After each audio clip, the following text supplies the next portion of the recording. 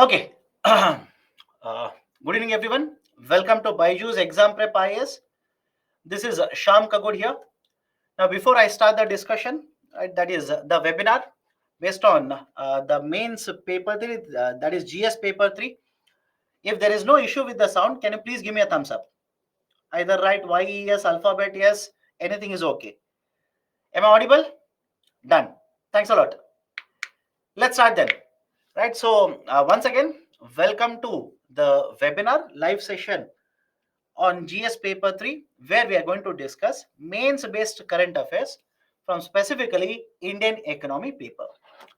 Now, what are the topics that I'll be covering for today's session?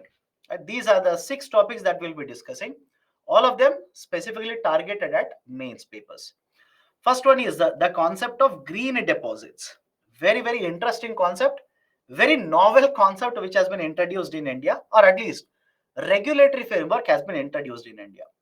Second one is the WTO panel has ruled against India's ICT tariff dispute. We'll have a discussion on this. Government is likely to ban sugar exports. That is there in the current affairs. One article from Kurukshetra, right? Although very, very important as far as I'm concerned. I'll tell you. That is basically Swamitwa scheme. We'll have a discussion on this. This has appeared in Kurukshetra, April 2023. Then agriculture startups, one more article from Yojana, April 2023. And finally, National Stock Exchange, right? That is NSE has launched India's first RET and Infrastructure Investment Trust Index. These are the 6 topics that we'll be discussing. Now, let me start with the first concept or the first very important article, the concept of green deposits. Why it was there in the newspaper? Point number 1, Reserve Bank of India. Obviously, it is a deposit, so it has to be RBI. Reserve Bank of India very recently has come out with a framework or the guidelines regarding green deposits. Right? Green deposits. Now, there is a question which says, sir, all these topics are important only for mains. I would not simply say these are only for mains. But definitely, as these, compared to, let's say, prelims, these are relevant for mains.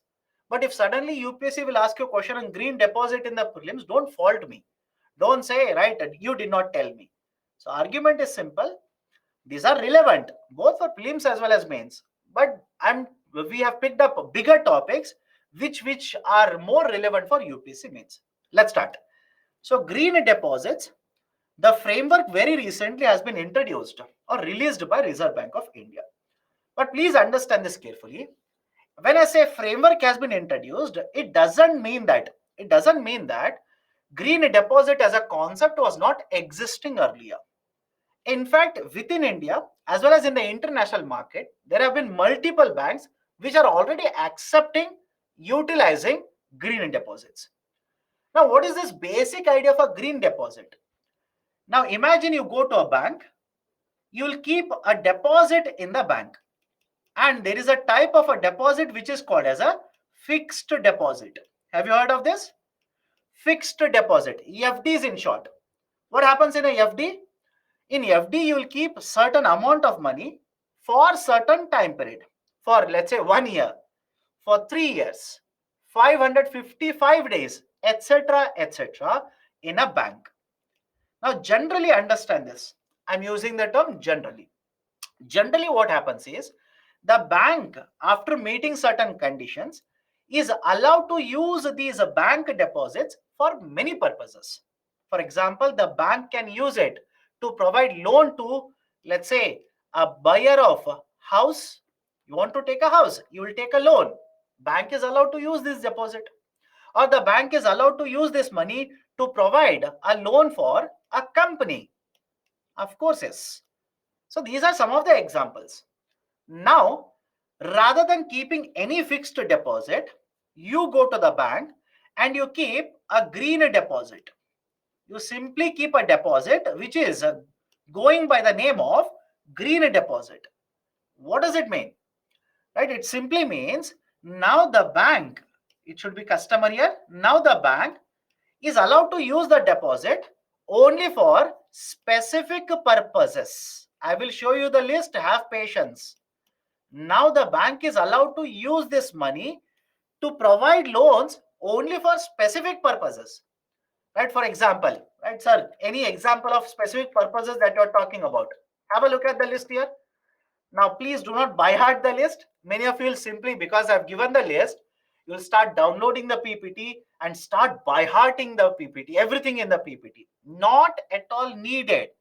I've given this table directly taken from the RBI document because I know many of you, doesn't matter whatever I say, you'll keep on asking me for examples.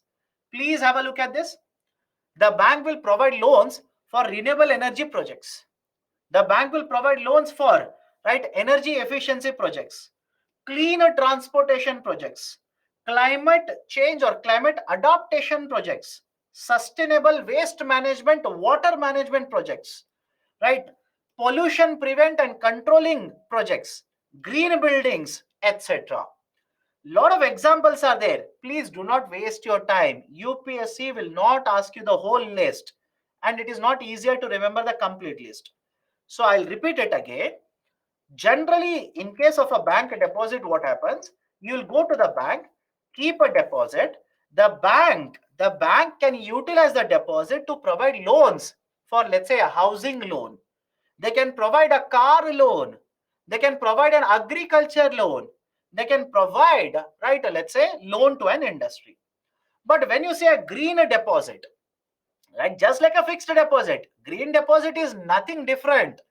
Only difference is in the next point I'll tell you. You'll keep a green deposit with the bank for, let's say, 5 years. Now the bank will collect this money. For what purpose they can use this deposit? Only for specific purposes. Not for all the purposes. Only for specific purposes. For example, can the bank collect a deposit from you and give it for a nuclear project? Think of this. Can they provide a loan for nuclear project? In fact, RBI says, I will specifically not allow you to use the green deposits in certain instances. For example, I would recommend by heart this. If you understand, this is much more important. By heart this. For example, nuclear power, alcohol related projects, right? Projects where weapons are manufactured, right, etc. Right? Tobacco projects. In such cases, you will not be allowed to provide loans. That is, the bank will not be allowed to provide loans. Any problem in understanding the difference between a green deposit and a normal deposit? Let me know. Let me know. Any idea, right? Any problem regarding what is a green deposit and a normal deposit? And as expected, some of you have started doing a PhD. Trust me on this, don't do PhD. Sir, what is that? What is this? Those are very technical. I can spend 2 hours only on green deposits, but don't waste your time. Keep it simple. So the argument is simple. Deposit, normal deposit, bank can utilize for any project. Green deposit, specific type of projects they can use it for. Just like green bonds, right? Earlier sessions, we have discussed green bonds also. In the same way, it is now applicable for banks. Now, apart from this, what are the other features? Follow the discussion. Second very important point, green deposits. The value of the green deposits will always be denominated in rupees. Value of green deposits will always be denominated in rupees. Second point. Third point, green deposits. Who can keep the green deposits? Individuals can keep green deposits. For example, if a bank offers a green deposit, can you go and keep a green deposit? Of course, yes. Can I keep a green deposit? Again, the answer is yes. In addition to individuals, even the companies, that is the institutions, are also allowed to keep green deposits. Institutions are also allowed to keep green deposits. Next one, right? Next important feature regarding the green deposits is the green deposits will invest in only those projects which will boost energy efficiency, climate resilience, and cut carbon emissions and greenhouse gases. In fact, I've shown you the list of the projects. Please have a look at it. Next very important feature of a green deposit, any bank that will collect a green deposit Now they will have to ensure. Now they will have to ensure to you that they are using the green deposit for certain purposes. For that, they will have a board approved document. Is it okay? I'll repeat it.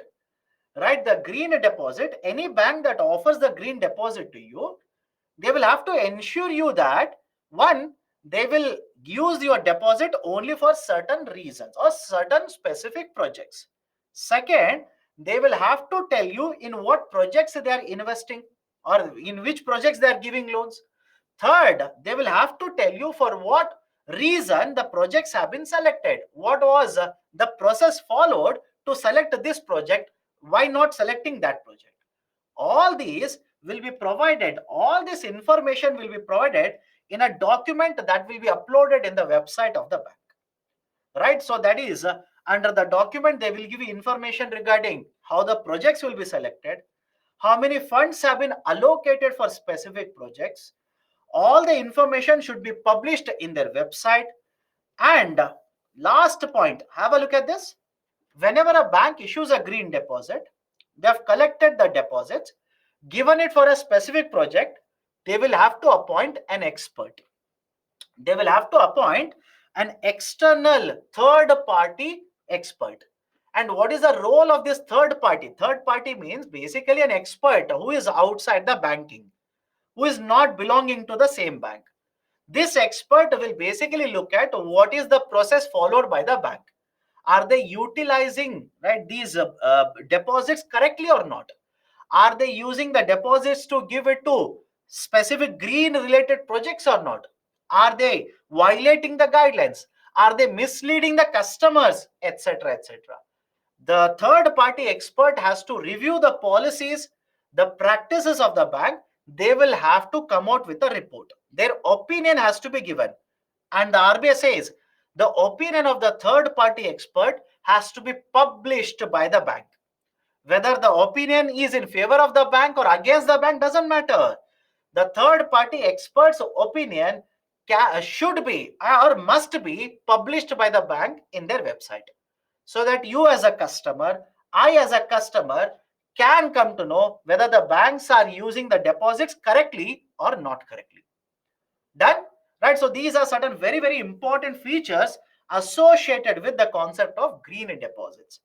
But let me go beyond this. What about the interest provided on such green deposits?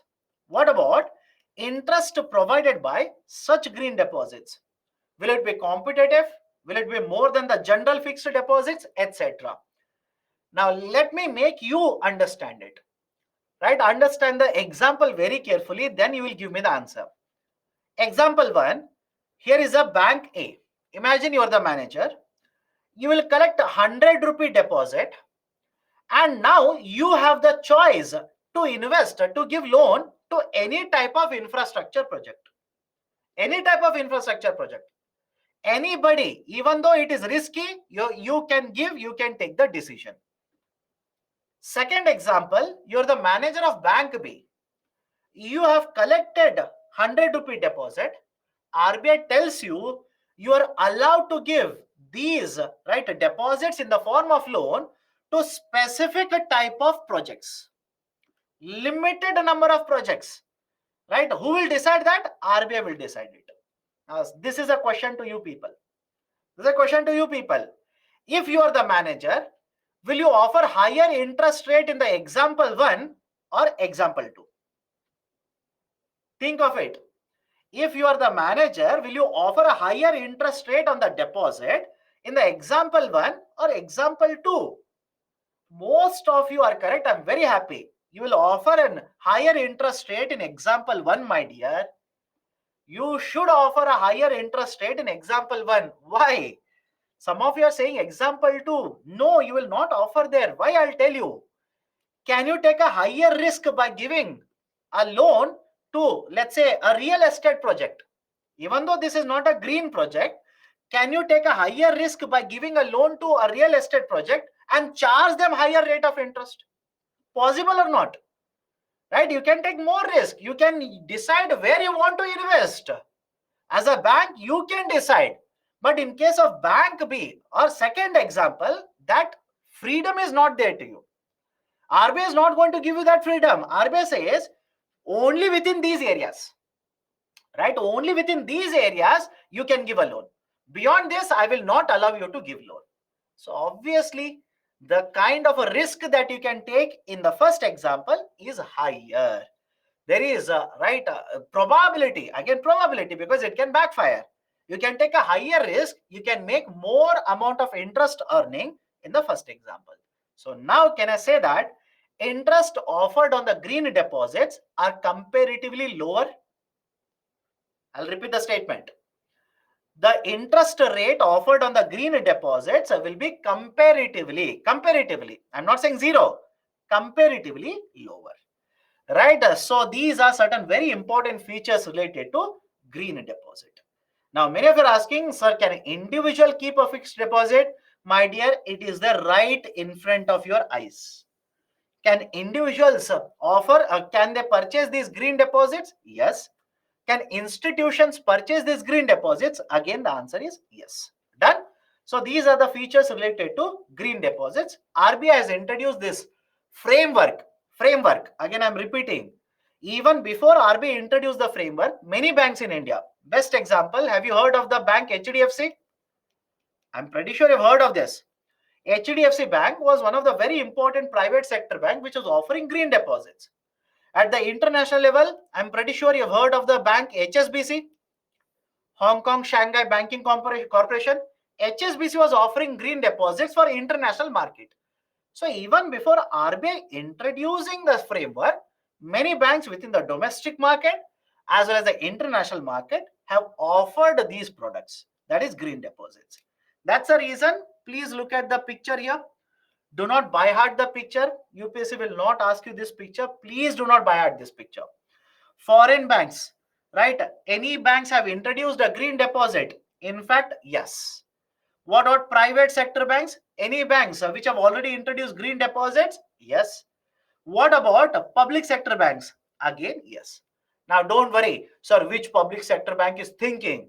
Which is issuing? Which is not issuing? My dear, totally put together, have a look at this. Totally put together, the number of banks in India are more than, right, 30. Will you be able to remember all the 30? Please do not waste your time. Right? So simply remember, in private sector, domestic as well as foreign, public sector, banks are offering green deposits. Okay, so that is the basic idea that you need to carry forward. Okay, now, what are the concerns? Advantages, I'm pretty sure all of you will understand. Green deposits, what are the advantages? Advantages is very simple. In case of India, Government of India is promoting the concept of zero emission. Have you heard of this? Zero carbon emission. The Government of India has been promoting the target of zero emission by 2070. And in various sectors, already we have started promoting the zero emission in, let's say railways, we want to meet by 2030, and zero emission in that, we are promoting electric vehicles, etc., etc. One of the reforms that we are going to implement now to promote climate-friendly investments, I repeat, climate-friendly investment is the concept of green deposits, is the idea of green deposits, right? That is one advantage. Second advantage, second advantage is generally it has been found that the green investments, right, there is a lag in the sense the growth, normal investments, other type of investments, the growth is generally observed to be very fast. In green, that is climate friendly investments, the growth in the investments has found to be slower.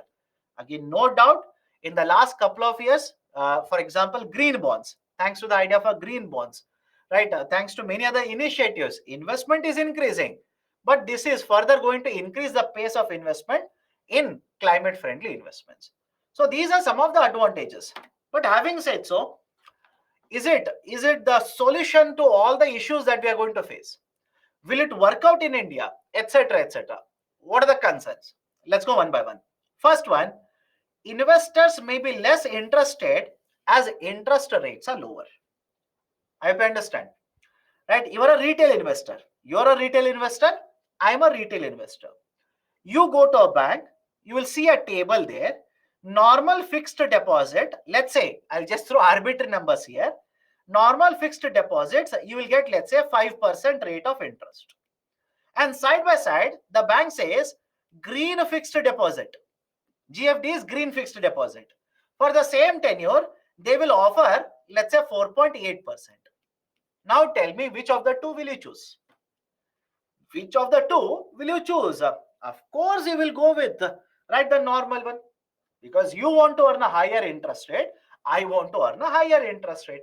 So normal investors, retail investors can, right, end up opting more and more for the normal fixed deposits rather than opting for green deposits. And second one is, generally there is this argument that there's a growing trend. There's a growing trend of investors focused on the green investments. That will work out only in case of corporate investors, right? I hope you understand my argument. That will work out only in the context of corporate investors. Retail investors, we are not so much focused on the green investments, right? I hope you understand the argument, right? Can I prove it? For example, even today, all of us know usage of plastic is bad for environment. But tell me how many of you will go to the market and will not fight with the shopkeeper for a plastic bag? I hope you understand my argument. All of us know that, right? Usage of paper, right? To use the paper, trees are getting cut. But even then, we'll keep on using multiple forms. In multiple forms, we'll keep on using paper. Again, I'm not criticizing anyone here. I'm one of you, by the way, right? I'm not criticizing. All I'm trying to say is that if you divide the investors into two parts, that is a retail common man investor and, right, a corporate investor. Corporate investors are more focused on environment friendly nature. But for us, we are not so much interested on it. All of us know electric vehicle will help us save our planet. Right? Let me know if I'm wrong. All of us know that electric vehicle will save our planet. But don't you think most of us will use a petrol car, petrol bike, diesel car, etc.? Why? Only for talk we are good in terms of protection of environment. Otherwise, we will continue same thing. So that is one more argument. Retail investors generally are not interested so much in good causes like this. They will criticize others. They will say that company is not doing sufficient. This company is doing this, etc., etc. But in terms of participation, we are always back. Third one, higher inflation rate will further reduce the real interest rates. I'll repeat the statement. Higher inflation rate will further reduce the interest rates. Real interest rates will come down. Already interest rates are comparatively lower. For example, fixed deposit in this 5% and green fixed deposit is 4%. Now imagine at the same point of time, inflation is 5%. What will happen to real interest rates? Here real interest rate is minus 0.2 and here real interest rate is 0%. So in such situations, further demand for such green deposits will come down. Right? Further demand will come down. The issuers will have to incur higher expenditure, which may disincentivize such issuances. What do you mean by this? Imagine you're a bank. You're collecting, right? Again, understand with an example here. Imagine you're a bank. You're collecting one deposit. That's a green deposit. Okay, green deposit. You will issue a loan and you will have to appoint an expert. For this, you'll have to appoint an expert, pay money to the expert to study your policies and give a report. On the other side, you will collect a normal deposit, issue it in the form of loan. No expert is required, nothing is required. Now tell me, as a bank, don't you think you will incur more expenditure in the first case or not? As a bank, will you not incur higher amount of expenditure in the first case compared to second case? Now, why will you be incentivized to issue more green deposits then? What is the incentive for you? There is no incentive. You will say, sir, if I collect a normal deposit and give a loan, no expenses for me for appointing expert. Expert is not needed there. But on the other hand, I will collect a green deposit. then RBI has a restriction on where I am supposed to give a loan. I will give a loan, but I will have to appoint an expert, pay money to the expert to give a report. All of that is cumbersome for me. So the incentive for me will further go down to issue green deposits. And finally, have a look at this. On one side, there is more power given to the banks in terms of issuing loans compared to the money that they've collected from green deposits. I hope you understand. Right? I'll repeat it again. Here is a bank. Bank is collecting green deposit. Bank is collecting normal deposit.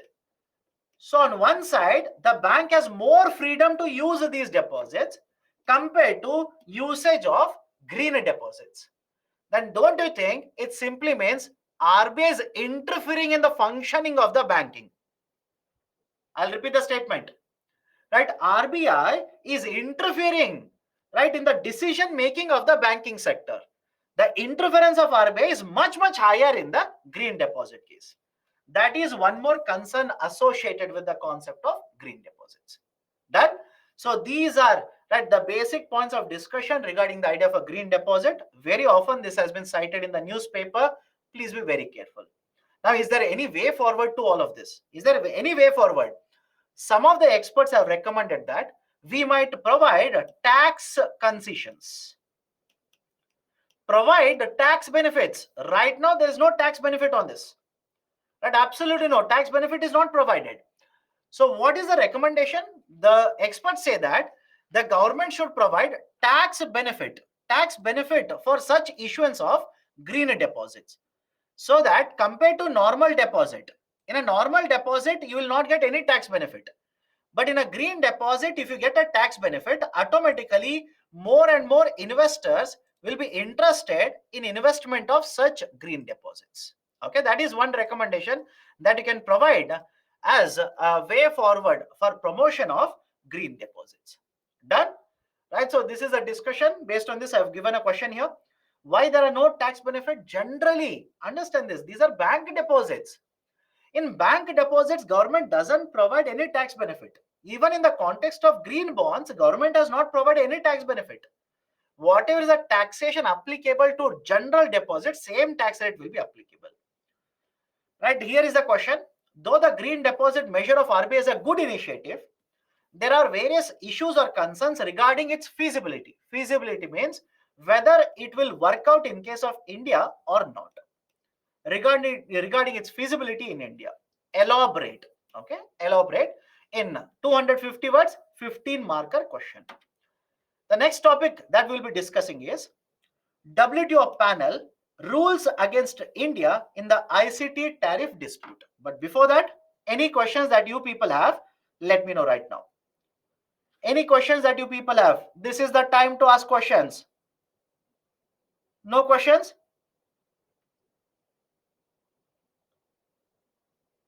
Shall I go to the next one? Is Swiss Bank a foreign bank? Of course, yes. Swiss Bank is a foreign bank. Okay, done. Is green deposit mandatory to be issued by the bank? Absolutely no. Absolutely, it is not mandatory. It depends on the bank whether to issue green deposits or not. Okay, who will issue the green deposits? Banks. Banks issue green deposits. Now let's start. What is this WTO panel ruling against India in the ICT tariff dispute? Let's start. Right, let me tell you the context here, then we'll come to, right, what are the issues here, what should be done, etc, etc. First and foremost, ICT stands for Information Communication Technology. Information Communication Technology, ICT. Sir, any example of information communication technology? Best example is right in front of you, mobile phones, electronic, computers, and other electronics. Done. Okay, let's start. What is this issue of WTO panel ruling against India's ICT tariffs? Follow the discussion very carefully here. WTO, that is World Trade Organization. World Trade Organization started functioning from 1st January 1995. 1st January 1995. And India, founding member of WTO, multiple agreements have been signed under WTO after that. One such agreement is Information Technology Agreement, ITA, Information Technology Agreement. Now, understand the logic here. Information Technology Agreement was signed in 1996, right? India initially did not sign it, but in 1997, India signed and implemented, became a party to Information Technology Agreement. But what is the importance of Information Technology Agreement? Under the Information Technology Agreement, the member countries who are part of this ITA identified certain ICT products. Now, all of you will understand when I use the term ICT. I'll repeat it. All of you will understand when I identify or when I write simply ICT. So these member countries came together and they decided these are the ICT products. We want to promote the trade of these ICT products. So what I will do is, we will reduce the tariffs. What do you mean by tariff here? Taxes. We will reduce the tariffs or taxes that we are imposing on them whenever they are exported or imported into a country. For example, sir, what do you mean by this? Right? Let's imagine this is an electronic product. Okay, can you see? I am holding a remote in my hand. This is an electronic product. Imagine this has been identified as one of the products in the ICT list. Now, if this is exported from USA is a member of ITA, to India, Government of India says, when this will land into India, I will not impose any taxes. I will not simply impose any taxes. What is the advantage of it? Not impose means I might be imposing taxes, I'll simply reduce it to 0%. What is the advantage of this? If Government of India will not impose 0% taxes, don't you think this electronic product, when it will land into India, will become cheaper? Right? Automatically it will become cheaper. So the trading means exports and imports of these products will automatically increase. The trade in ICT will automatically increase. That is basically the objective of Information Technology Agreement. Any problem with the objective, let me know right now. Some of you are saying, what is the long form of ICT? My dear, right, I don't know what are you looking at right now, because I started with the long form of ICT, but even then, right? So any problem with what is the objective of ITO right now? I'm sorry, ITA. This was signed, India started implementing it. But post 2005 and 6, understand this carefully. Post 2005 and 6, even in India, we started promoting production of electronic products. We also started promotion of manufacturing of A, B, C, D electronic products. The problem was this. On one side, imagine, right? I'll take the same example. Imagine this electronic product will come from USA. I will impose a 0% tariff on it. Same product is manufactured in India. Automatically, compared to USA product, our product will be costlier.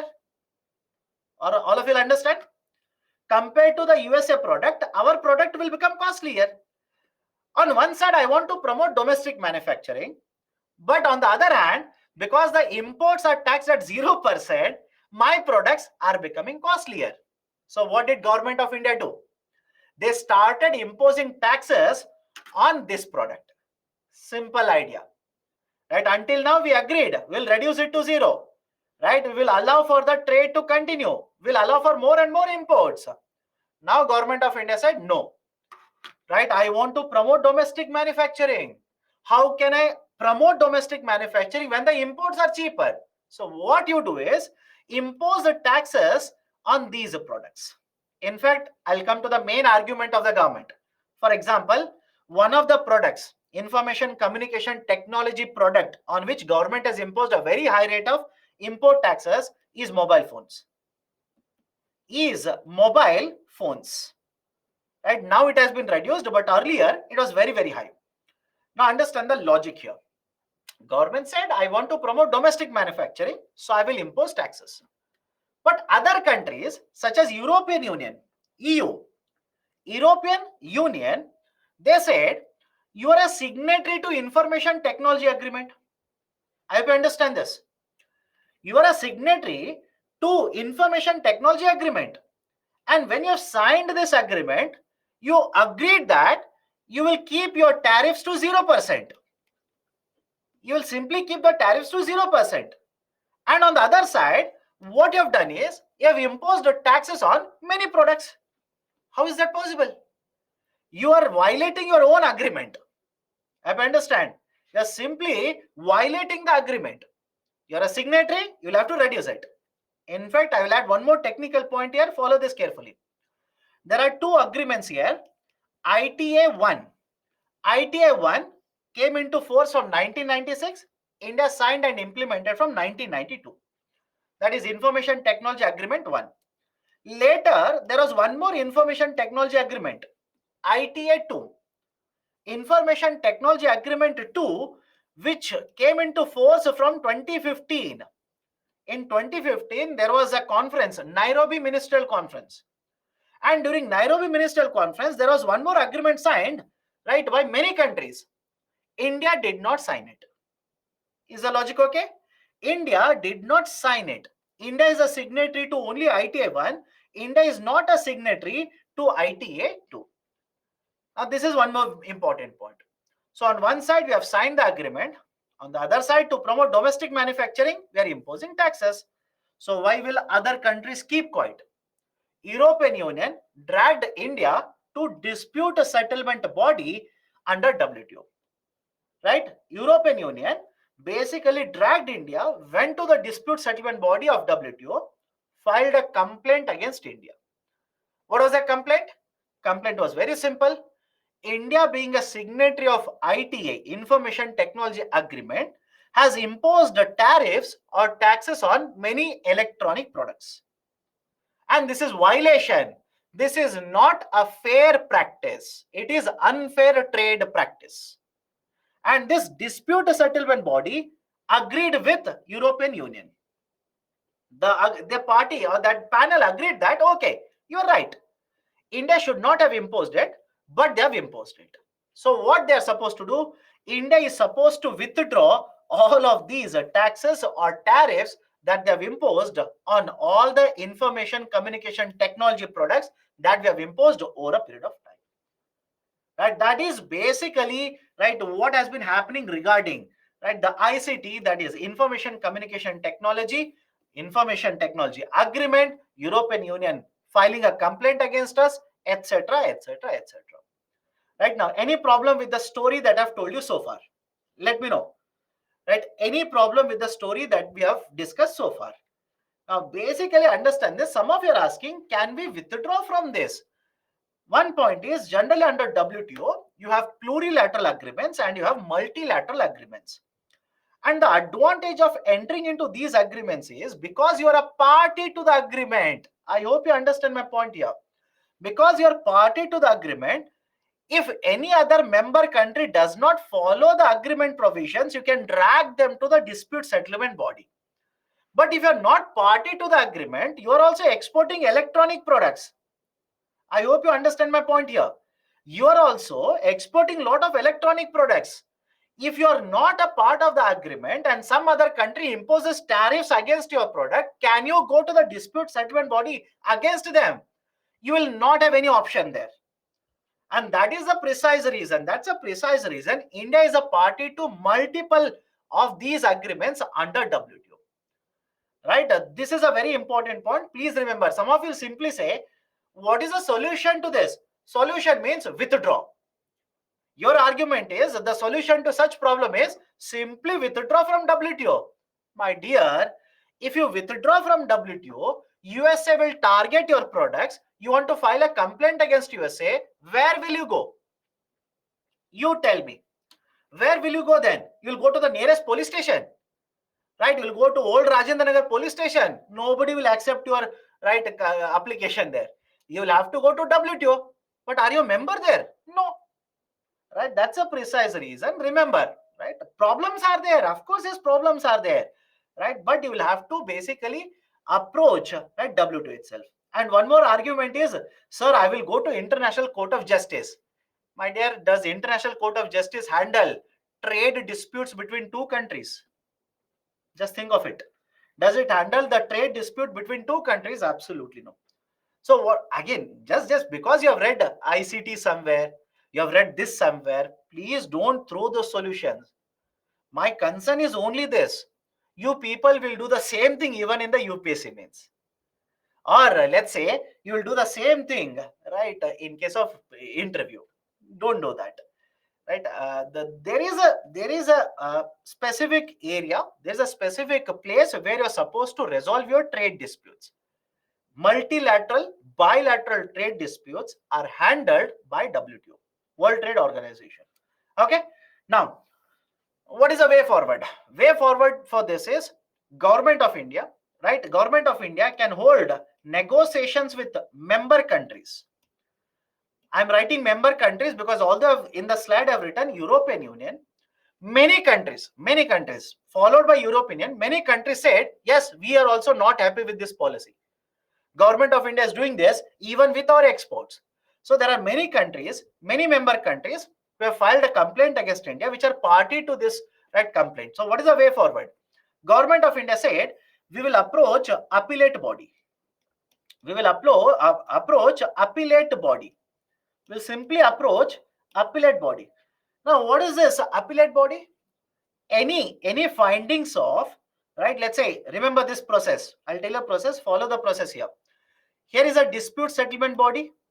In the dispute settlement body, whenever, right, many of you start typing, what is this DSB? Right, have a look at this. DSB is a dispute settlement body. It is there right here. So whenever a country approaches DSP, they will set up a panel, expert panel.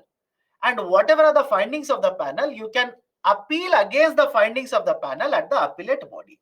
At the appellate body.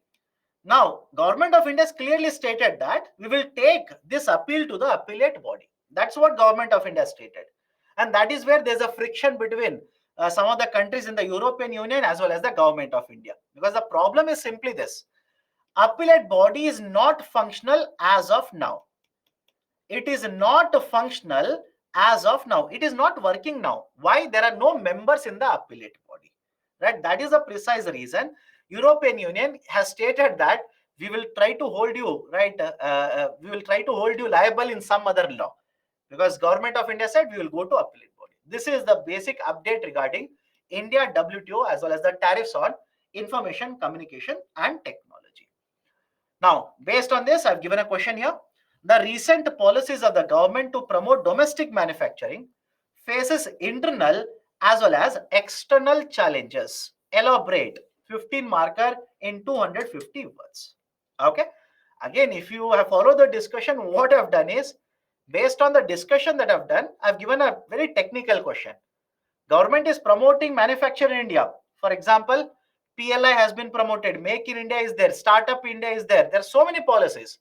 But don't you think these policies of Government of India will face a challenge because of external factors as well as internal factors? Answer is yes. Elaborate on that. What are external factors? For example, recession in USA, recession in European market, being challenged at WTO, right, etc. What are the internal factors? Skilled labor availability, right? Let's say the availability of the technology in the domestic market, right? There are so many internal factors. You're supposed to elaborate on all of this. Okay, done. The third topic, but before that, any questions? Any other questions that you people have? Since USA has not allowed any new judges to be appointed in the DSP WTO, is it an advantage for India as the case can't go forward after India files appeal? You can take it as an advantage as well as a disadvantage. Why? I'll tell you. If there is a case against India, you will appeal against it. It will get stuck up. What if you have filed a complaint against some other country, let's say China, that also China appeals at appellate body? Then you are on a losing end, right? So it is an advantage as well as a disadvantage. Okay. Please repeat why India have to sign these agreements. Please understand, it's not a basically understand this. The countries sign these agreements, become a part of these agreements, become a member of WTO because they want to have, let's say, a wider audience if there is something wrong done by the trading partner. You should have a recourse if your trading partner does something wrong, unfit trade policy is undertaken. You want to take a corrective action against it. What is the recourse to you? You will have to approach WTO. That's a reason. Okay. Let's go to the next one. Any doubts? Arey Baba, when I ask you any doubts, write the question. No, rather than saying I'm asking question, you're not answering. When I ask you what is your doubt, you don't type. Right? I'm teaching. You want me to solve the answer here. Right? That's a problem with the student. I'm asking you now. Any doubt? Your duty is to type the question now. Rather than simply saying, "Sir, I've written so many times. You're not looking at me," etc., etc. Right? Please. Okay, done. Next one. Government likely to ban sugar exports. Government likely to ban sugar exports. Now, why this is there in the newspaper? Let's try and understand. First and foremost, all of you will agree, sugar is a day-to-day consumption product for all of us. Let me know. Right? Sugar is a day-to-day consumption product. Every day, right? All of us. Of course, there are certain fitness freaks who will say, no, sir, I follow zero sugar diet. Great. But in case of India, for day-to-day consumption, sugar is consumed on day-to-day basis, which means there has to be a demand, high demand for sugar in case of India. That's point number one. Point number two, right? Have a look at this. Point number two is, in case of India, sugar constantly is not produced. Constantly in the sense, there is a cycle of cultivation. All of you will agree with this. Right now, Kharif will start, then Rabi will come, then Zaid will come. Slightly into geography, but no correction to economics whatsoever. So all of you will agree, sugar cultivation that happens in India, right? There's a cycle for sugar cultivation or sugarcane cultivation. Then it will be made into sugar. That is, first you will have to grow sugarcane, cut, that is harvest, then convert this sugarcane into sugar. So when you have a cycle of cultivation like this, argument is simple. The sugar availability in the market is not constant throughout the year. There is a cycle for that. You'll have to remember this. There's a cycle for sugar production in India. And if you ask me, what is the cycle, sir? What is the general cycle that is followed in case of India? Please have a look at the picture here. Please have a look at the picture here. The sugar year in India. The sugar year in India starts from the month of October and runs till September. Right? Starts from October, runs till September. But the sugar production is generally done till the month of April like this. And generally, there's a cycle because you have to have sugarcane. Now, next important point. There are various situations in case of India, either because of weather, because of let's say occasions, etc., etc., where the demand for sugar can fluctuate. Where the demand for sugar can fluctuate. Will all of you agree with the third point? Why the government wants to ban sugar? I will come to that. First, understand the basics here. Right? Is it okay if I say the demand for sugar will fluctuate at certain points of time? Sir, how? Let me prove it. Right now, we are in the month of, during the summer season, month of May, but it is a summer season. During the summer season, generally the demand for sugar spikes in India. Demand for sugar goes up in India. Right? The reason is very simple. During the months of summer, there is a lot of demand for ice cream. There's a lot of demand for sugary drinks, right, etc. That is the precise reason the demand for the sugar spikes during this period. What about November and December? November, December is a festival season. During the November, December as well, there is a sudden spike in the demand for sugar in the domestic market. Right? So the argument is simple. There are certain months in a year in India where the demand for sugar will keep on fluctuating like this. That's a third point. Fourth important point, generally in case of India, in recent times we have seen that the production of sugar has been higher than the demand for sugar. Rather than using the term production, I will write production and supply. That is more important. Production and supply. Production and supply of sugar has been higher than the demand. And there's a problem. If the production and supply is higher than the demand, even then there is a problem. Why? I'll tell you. If the production and supply is more than the demand, what do you think will happen to prices in the market? Right? What will happen to prices? Prices will start cooling down. Right? And that is the precise reason what government of India does is, government will try to promote exports of sugar. Government will try to promote exports of sugar. For example, current season, government is allowing 6 million tons of sugar to be exported to the international market. Around 6 million tons of sugar to be exported to the international market. But now understand this carefully. So far, these are the basics. Let's try and understand why the government is likely to ban now. Looking at all of this, you will think that, okay, sir, right, we should promote exports.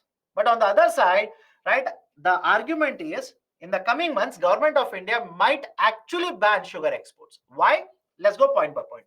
One, the production has reduced in India as well as majority of global producers. The sugar production has come down not only in the domestic market, that is in India. Another very important producer of sugar is Brazil. Is it okay? And if you ask me, sir, why has the production come down? Reason is very simple. In both the cases, the reason is unseasonal rainfall.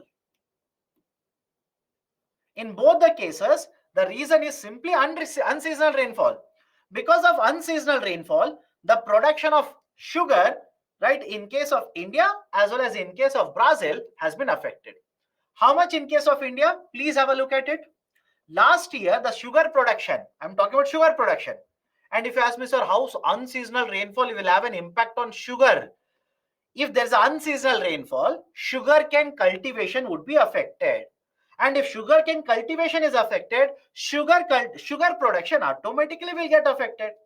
Right? So, in case of India, last year, the sugar production was around 36 million tons. I'm rounding it off. Around 36 million tons. And this year, it is expected to be around 32.7 million tons. So don't you think there is a lower production expected to happen in domestic market in this year? Point number one. And second point is, follow this very carefully. When in Brazil, which is one of the another major producer of sugar, when the production has gone down, what do you think will happen to the supply of sugar in the international market? Think of this. If there is a lower production in Brazil, and that is also one of the major exporter, if lower production is there, what will happen to the export to the international market? It will become lower. And if the supply goes lower, what will happen to prices? The prices will start going up in the international market. Now imagine you are the exporter of sugar. You are in India, you are the exporter of sugar. Right? Compared to the domestic market, the prices in the international market have gone up. Will you reduce your exports or increase your exports? I hope you understand my point here. What will happen to the exports now? Exports will start increasing. But the problem in the domestic market is, one, production is already low. And if you look at the breakup of it, major production states such as Maharashtra, Karnataka, these are major sugar producing states. Because of unseasonal rainfall, both in Karnataka and Maharashtra, the sugar production has come down. Many of these sugar mills, that is, which will purchase sugarcane, convert into sugar, many of these sugar mills have stopped producing sugar because sugarcane is not available. So already the production is low, international market prices have gone up, you are allowing exports to take place. And third very important point, we are experiencing summer and temperatures have increased, right? Compared to last year, I'm pretty sure you must have realized now, compared to last year or even before that, this year the average temperatures in the summer have risen. And when the summer temperatures go up, you tell me, will you demand more and more sugar drinks or not? Again, when I say sugar drinks, don't literally go to sugar, right? Let's say Thumbs Up, Coca-Cola, right? Or for that matter, Rasna, etc., etc. So consumption of ice cream, consumption of sugary drinks, right, would be higher.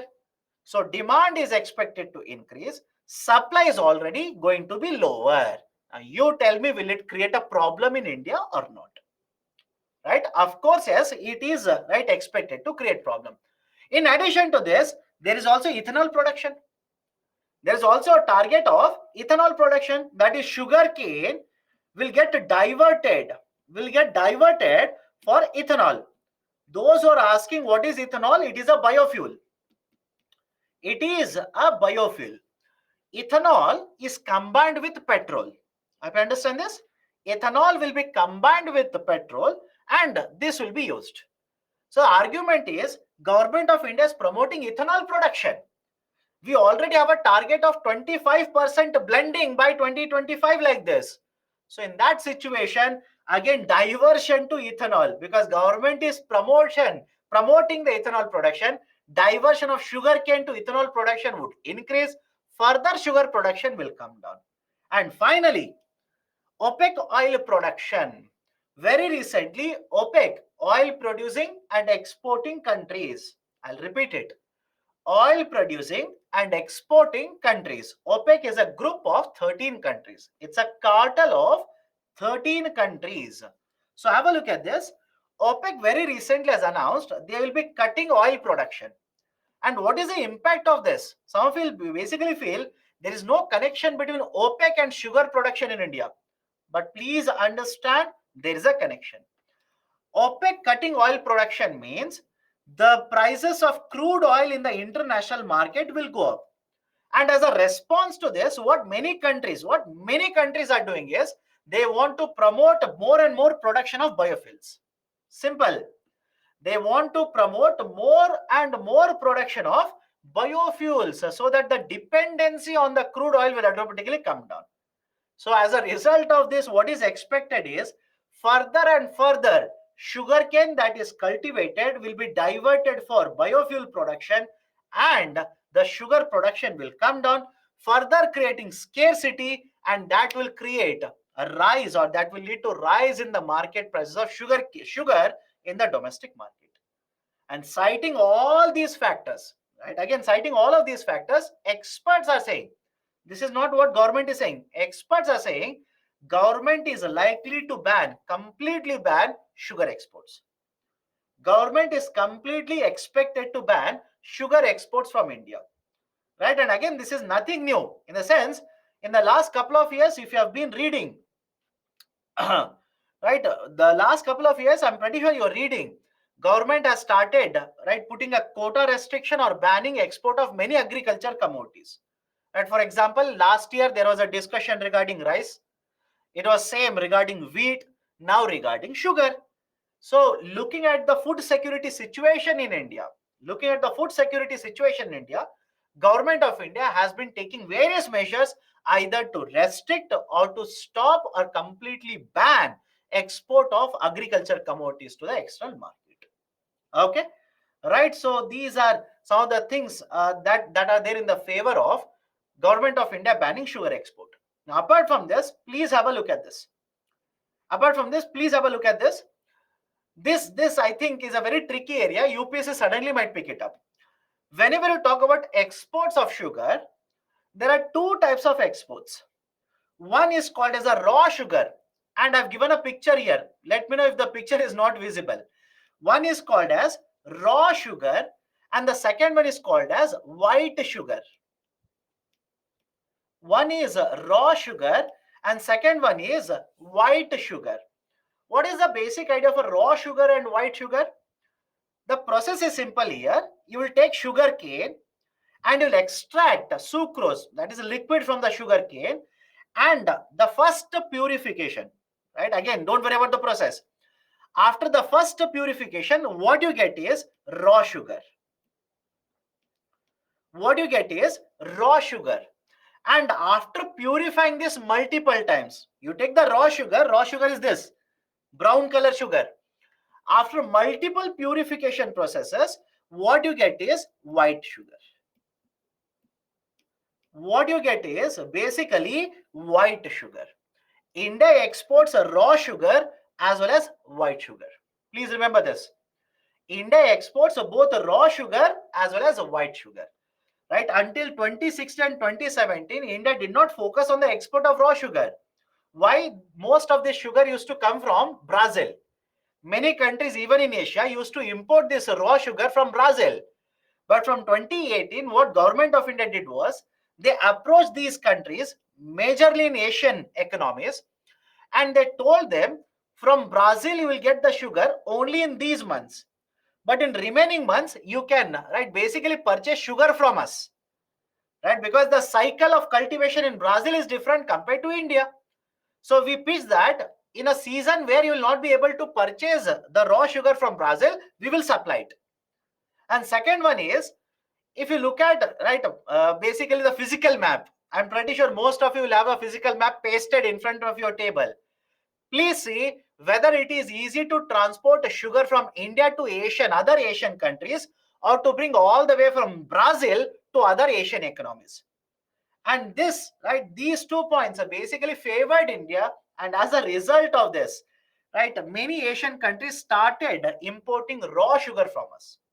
I hope you understand this, right? So these are certain very, very important points regarding the sugar exports from India. What are the reasons? What are the basic points, etc., etc. Okay, so this is a discussion. Please go through this. I've given a question based on this.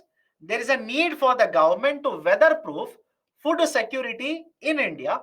Elaborate 15 marker 250 words. There's a need for the government to weatherproof food security in India. Right? Elaborate in 250 words. Okay. So this is a discussion regarding the third topic. Let me go to the fourth topic. Any other question? If you have, please let me know right now.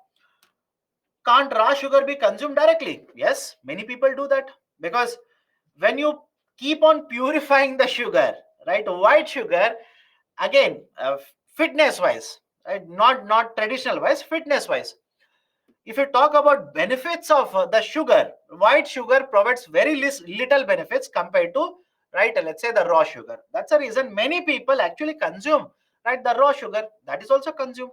Okay. OPEC point is not clear. OPEC is basically, OPEC has announced that they will cut oil production.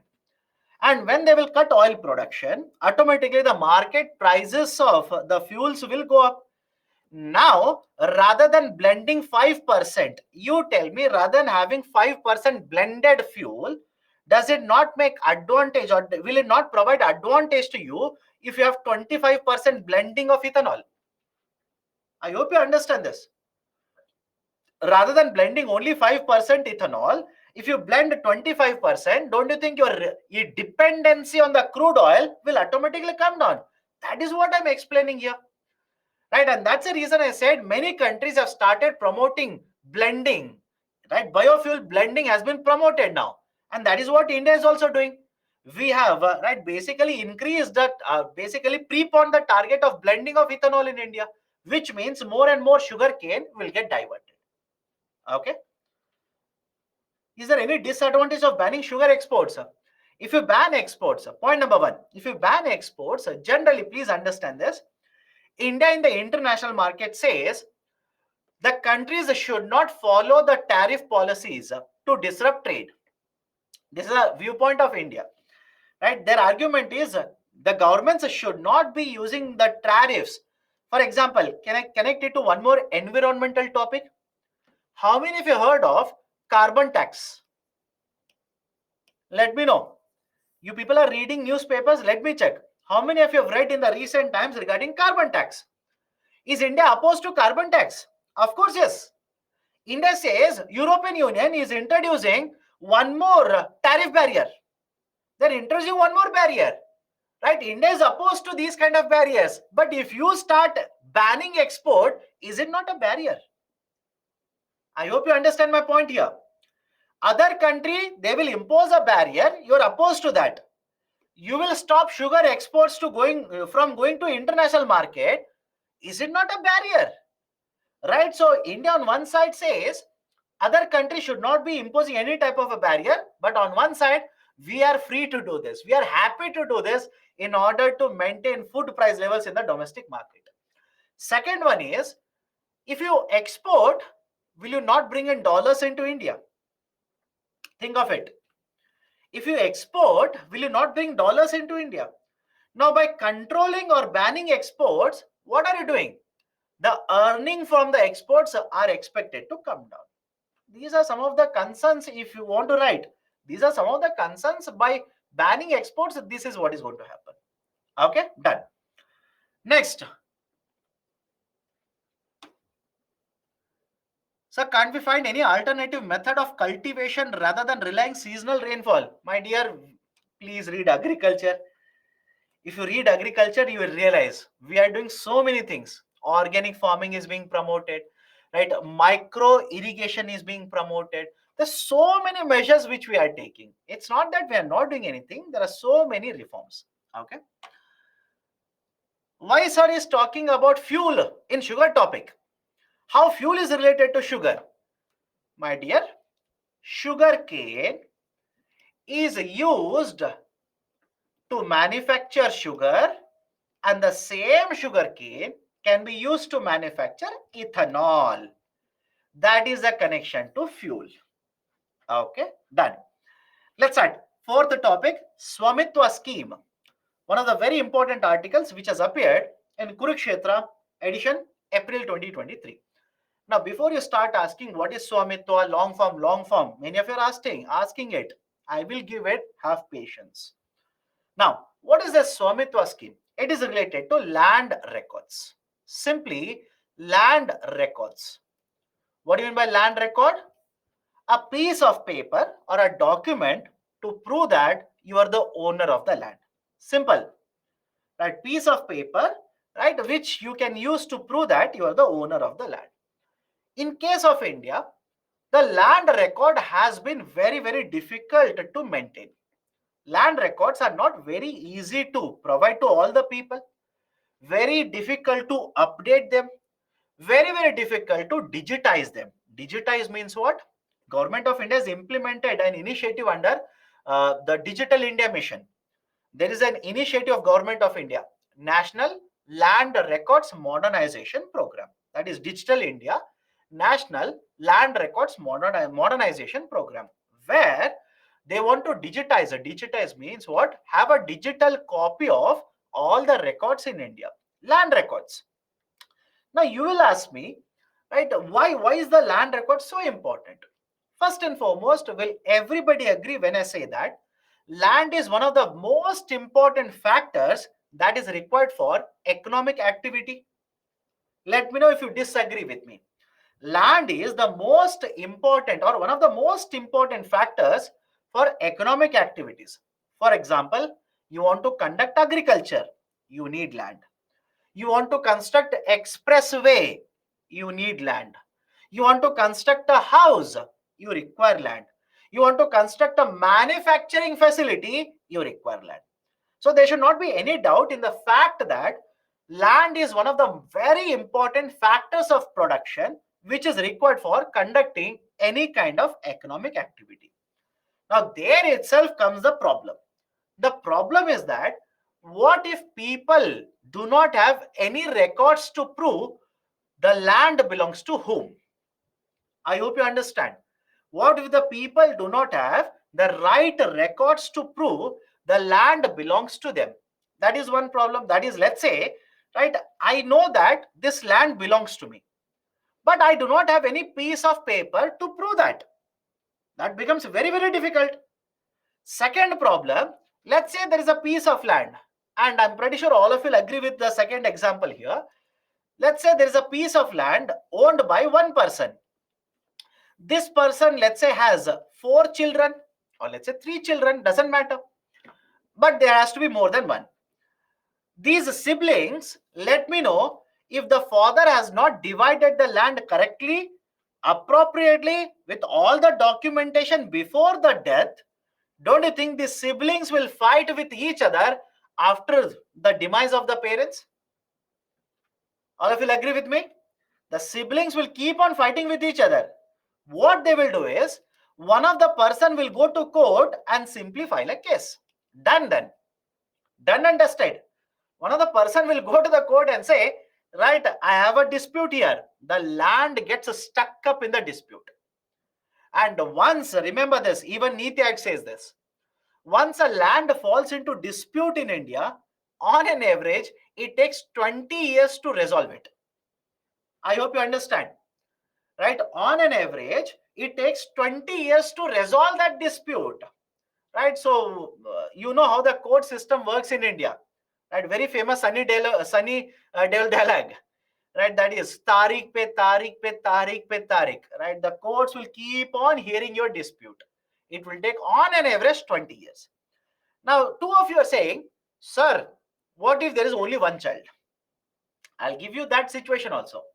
You're saying, what if there is only one child? Your assumption will be wrong. My dear, imagine there is only one child. That is, let's say, I have a piece of paper to prove that certain piece of land, I am the owner. Now, have you not seen these instances wherein somebody else will also have the same piece of paper, which will say they are the owner of the land? Let me know if you disagree or agree with me. Many movies you must have seen this. In many movies, you could have seen this. They'll simply show a wrong document and say, I'm the owner, take it. They will sell it to you. Now you hold a piece of paper, you go to that land, and the original owner will come. Now what will happen now? That both of you will go to court. Again, Tariq pe Tariq pe Tariq. I understand this? Right? So argument is simple. Land records are actually needed. Okay? Now, what is the need for clear or updated land records? Point number one, right? Point number one, as per the census of 2011, there are more than 6.4 lakh villages in India.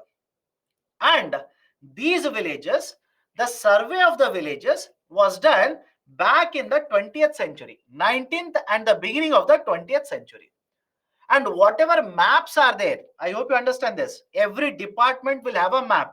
How the villages are divided, where does the boundary fall, etc., etc. So argument is simple. Those maps which have been prepared are very old maps. Now you tell me, you become a district collector. I want all of you to become district collector. Once you become a district collector, you want to make a policy or you want to make certain, let's say, project you want to implement in a village. If you do not know who owns how much land, you do not know where the land boundaries are there, etc., will you be able to make effective policy implementation there? I understand. Will you be able to make one effective policy first and foremost? Will you be able to implement any policy? Of course, no. Right? It will basically make it very difficult for the implementation of the policies. In view of the widespread development, there is a need to update all of these maps, and we are going to do that under Swamitwa scheme. Second, whenever you talk about land disputes, the land disputes always have certain economic impact. Right? How? Please remember the number. This is my suggestion to all of you. Right? There is a very interesting question. Are you giving economic coaching or for option as economics? No. Okay. So focus on the discussion here. India loses. Again, remember, this is my suggestion to all of you. Please remember this data. You can throw this data because this is a government data. You'll get very good marks. India loses nearly 1.3% of economic growth because of land disputes. Because of land disputes. Investment to the tune of 19 trillion means 19 lakh crore rupees are getting affected due to land disputes. Please quote this data. This is from the government data, government documents only. Please quote this data. You will get very good marks. So one, policy implementation will be affected. Second will be land disputes always have certain economic impact. Third one, land disputes account for two-thirds of all the pending court cases. One of the grievances that we generally have against the government of India, judiciary, is that the judiciary grinds very slowly. That is, movement in the judiciary of cases is very slow. And one of the reasons why the cases are basically taking up a lot of time is number of cases are very large. And what is the reason? Two-thirds of the total cases which are pending in India are land dispute cases.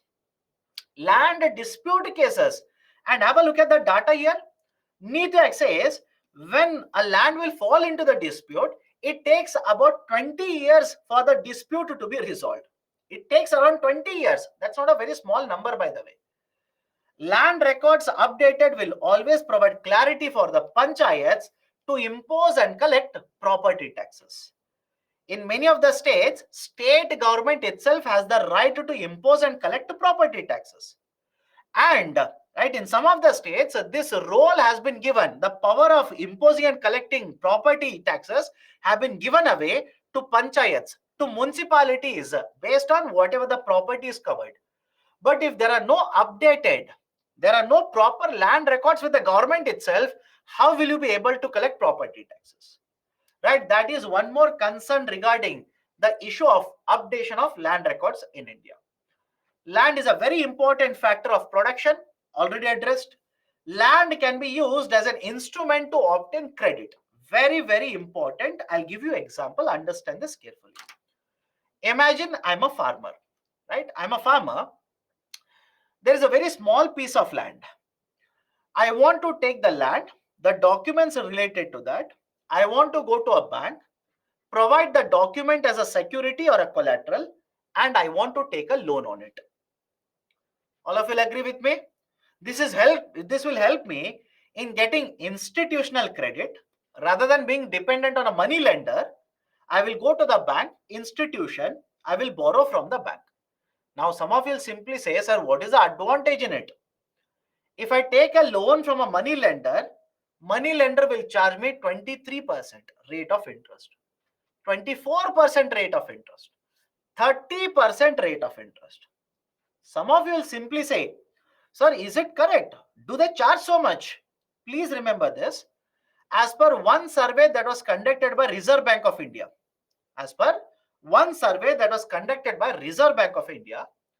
the farmers who generally take loan from money lenders in a rural part of India end up paying in the range of 34% to 36% rate of interest. 34 to 36% rate of interest. And you take a loan from a bank. What is the rate of interest? 9%, 7%, 4% in certain cases. So look at the difference. But what happens is the land, right? The documents of the land that I want to use as a collateral. Imagine my sibling has gone to court, right? There's a case on it. There is simply a case on it. Now, right, do you think any bank will accept the land document and give a loan to me? I hope you understand this. Do you think any bank will accept that document and give a loan to me? They will not touch disputed land. Can I sell it to someone else? Is it possible? Again, no. What I want to do is, I want to sell part of the land, I want to raise money, and I want to cultivate in the remaining part of the land. Is that again possible? No, the whole land has fallen into dispute. So argument is simple here, because the land disputes are there, land records are not updated, etc., etc. People cannot utilize an asset also.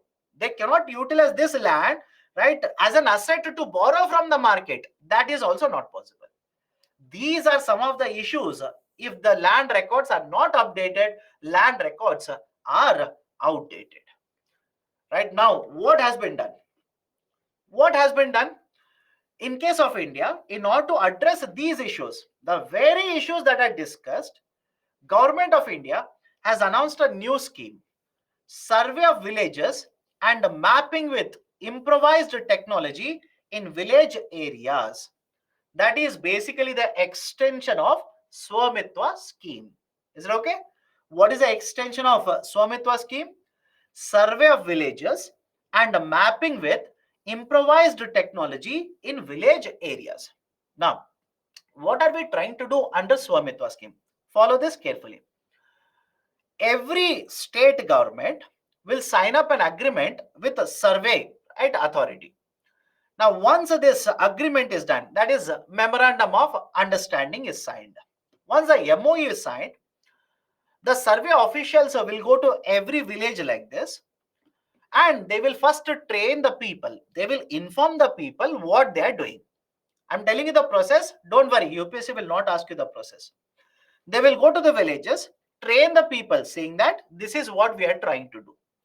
Because please understand, once the training process is done and all the work is done, drones will be used. I hope you understand. Drones will be used. And in the rural part of India, suddenly the government officials will go with the drone, start flying the drones on the villages. People will never be happy. And that's a precise reason. The process is simple here.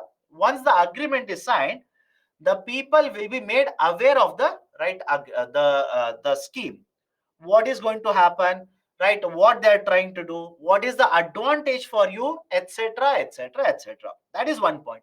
Second point is, what if the land is already under dispute?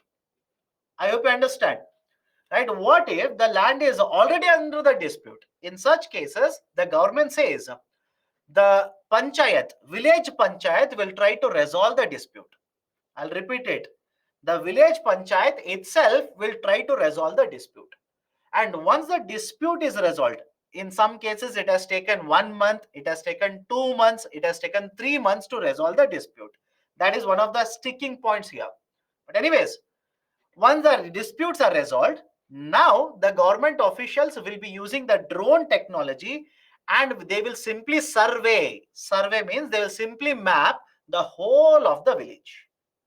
I hope you understand this. They'll simply survey the whole of the village, and based on the data that they've received and the documents that they've received from the respective people in the villages, now they'll create an updated map. Is the logic okay? Right now, based on all of this data, they will create an updated map, and at the same point of time, they will find out this part, or let's say this piece of land is owned by farmer X. This piece of land will be owned by farmer Z. This land is owned by, let's say, person B in the village. And government says, we will issue property card. Please have a look at the picture here. Do not by heart the picture. UPSC will not ask you this. So under this scheme, once the mapping is done, based on the land records, the property cards, Swamitwa cards, will be issued to the owners of the land parcels. So government has identified, has a map, digital version of the map is available, updated land records are available, and you will also receive a card saying you are the owner of the land.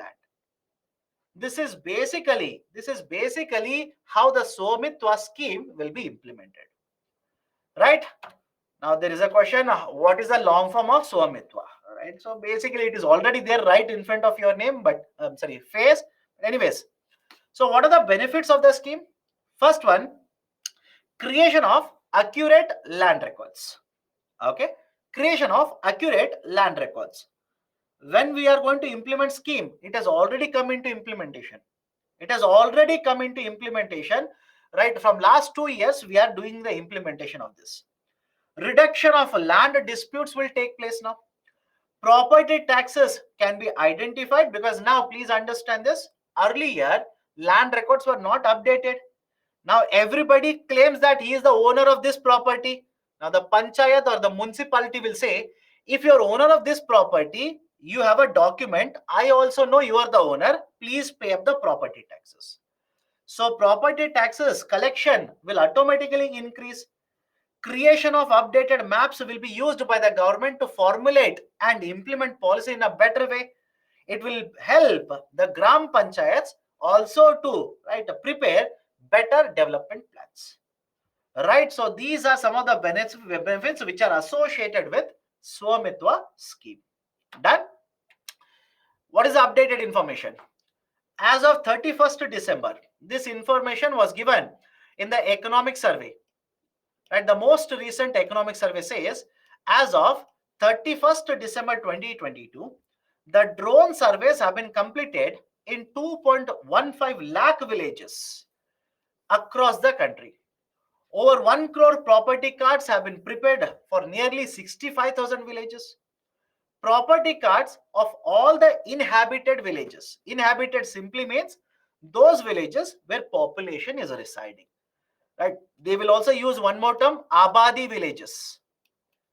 Abadi villages, inhabited or Abadi villages. Okay, inhabited or Abadi villages of Haryana, followed by Uttarakhand, Puducherry, etc.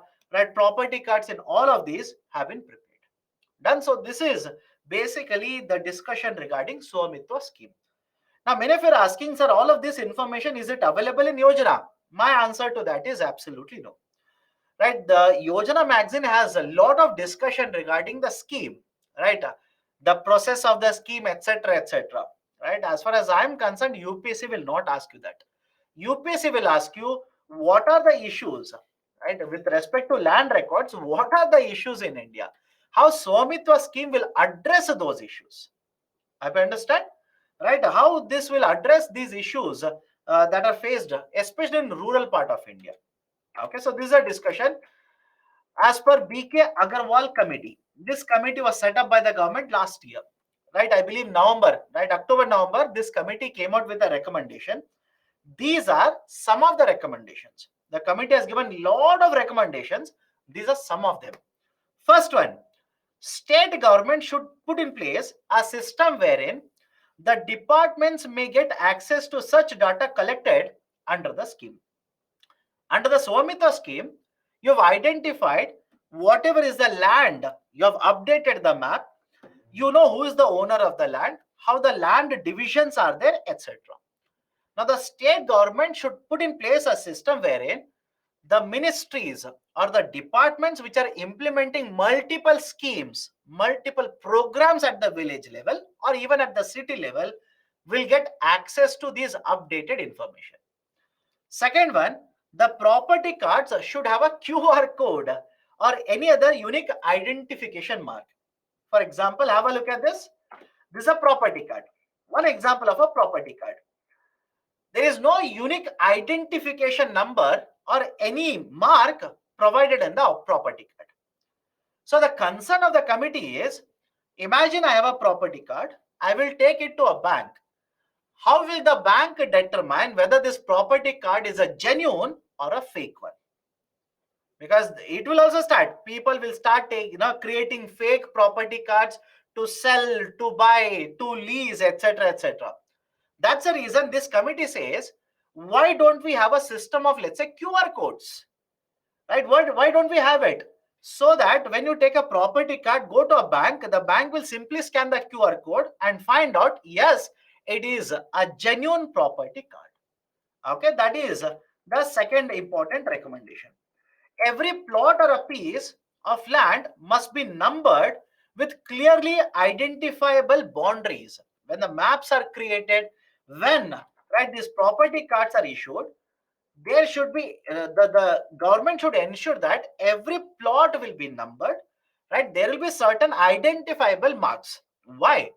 The committee says that if a farmer will take this or any person will take this property card to the bank and submit this particular card, the bank should be able to identify which is this actual land by inspecting it. Is the logic okay? Right? The bank should be able to go to the actual site, inspect and confirm that, okay, this is the actual plot which is mentioned in the property card. That is one more recommendation. The state government should keep on updating the value of the land so that the bank may use it to assess the value of the property. That is, let's say you have a property card and that property card says this is the land that you own. The value of that land is, let's say, 20,000 rupees, right? Let's say per square feet. Again, don't worry about the number.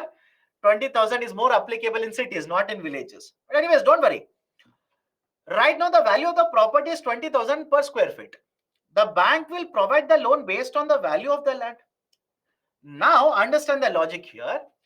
The committee says the state government should keep on reassessing from 1 year to next year, should keep on assessing and updating the value of the land so that the bank may also update this number, and based on that, they could provide a correct loan to the property holder or property owner.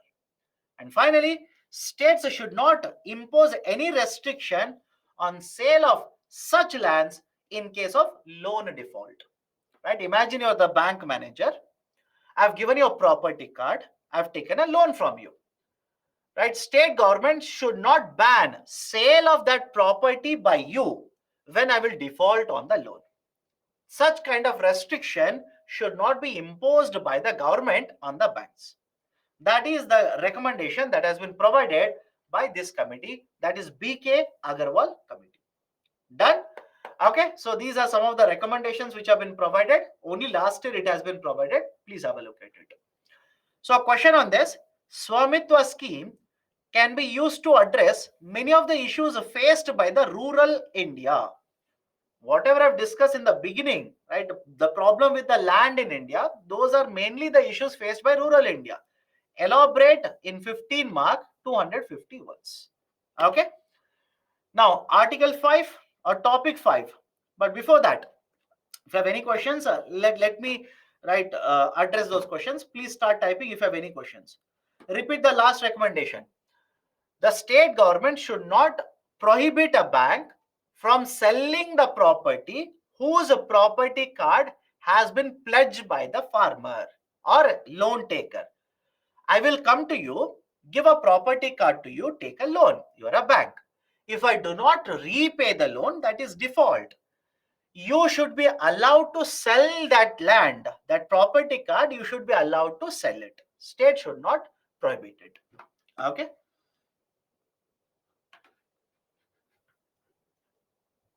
Will this scheme be implemented in cities too? Yes. Can Indian government pass a law by which property which does not have any legal owner alive and no one can prove his or her ownership on the land within 3 months after death of owner will become government property? No. Right? There is a law. If there is no one, no owner is existing, then government can pass a law and take it away. But I don't think so. The time period is 3 months. 3 months is very, very short. 3 months is very, very short, right? Please understand that. If India continues to impose taxes on ICT, every member continue to impose taxes on ICT in order to promote the domestic market. Yes, they can do that. They can do that. But please understand, the argument is not that everybody should start imposing taxes. Argument is we should promote more and more international trade. In fact, that is the argument which has been put forward by European Union. And I forgot to tell you one point. What is the counter argument of India? Counter argument of India is, imagine, right? And this is a fact, by the way. Government of India imposed a tax on mobile phone import. Government of India says this mobile phone was not even existing for international trade back in 1997. I hope you understand the point here.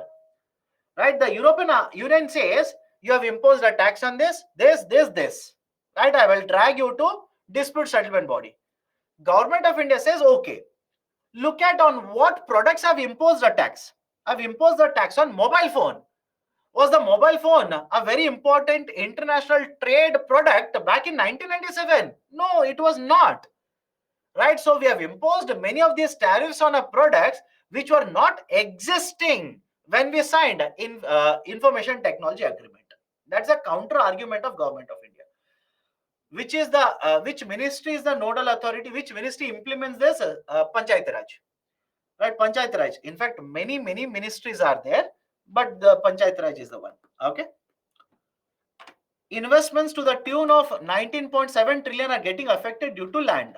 What type of investment? Let me ask you a very simple question. Imagine you are a billionaire. Okay. 10 o'clock, I'm making you billionaire, by the way. Congrats. So you are a billionaire. You want to become, right, much rich. You want to become more rich. So what do you want to do? You want to take part of your money, you want to invest in a land, right, and develop a real estate. Or you want to invest and set up a manufacturing facility. Now you want to invest in a particular region and you want to acquire the land. Suddenly you realize lot of people in that region, the land that they own, it is under dispute. You tell me, will you be interested in such investments? I hope you understand. Of course, no, right? You will not make an investment there, right? So land is a very, very important concept, right? Again, I just don't want to get diverted. All of you have seen what actually happened to Nano plant in West Bengal. I'm asking you to go back many, many years ago now. All of you remember what happened to Nano plant in West Bengal. Why they had to move all the way from West Bengal to, let's say, Gujarat, right? The issue was basically land.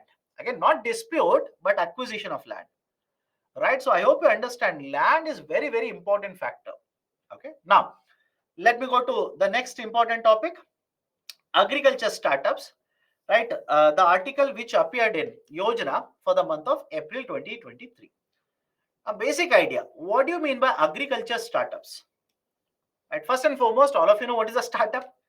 A startup is basically a new entity which is registered under the act. It is registered. What kind of an act? You could be registered under the Companies Act of 2013. You could be registered under Limited Liability Partnership Act.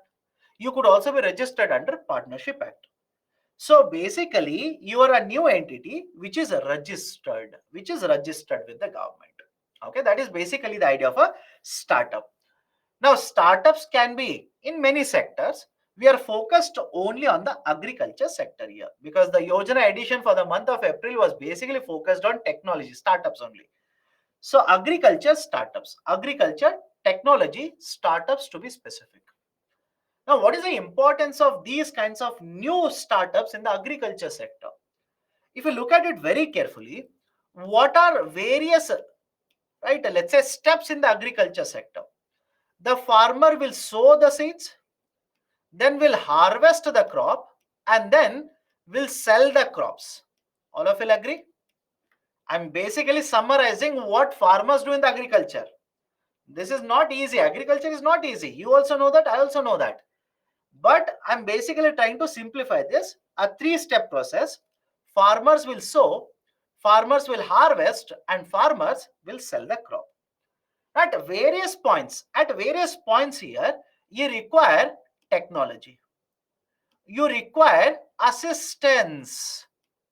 For example, sir, what kind of technology will the farmer require? I'll give a very simple example. Imagine farmers have cultivated a crop. They want to store it.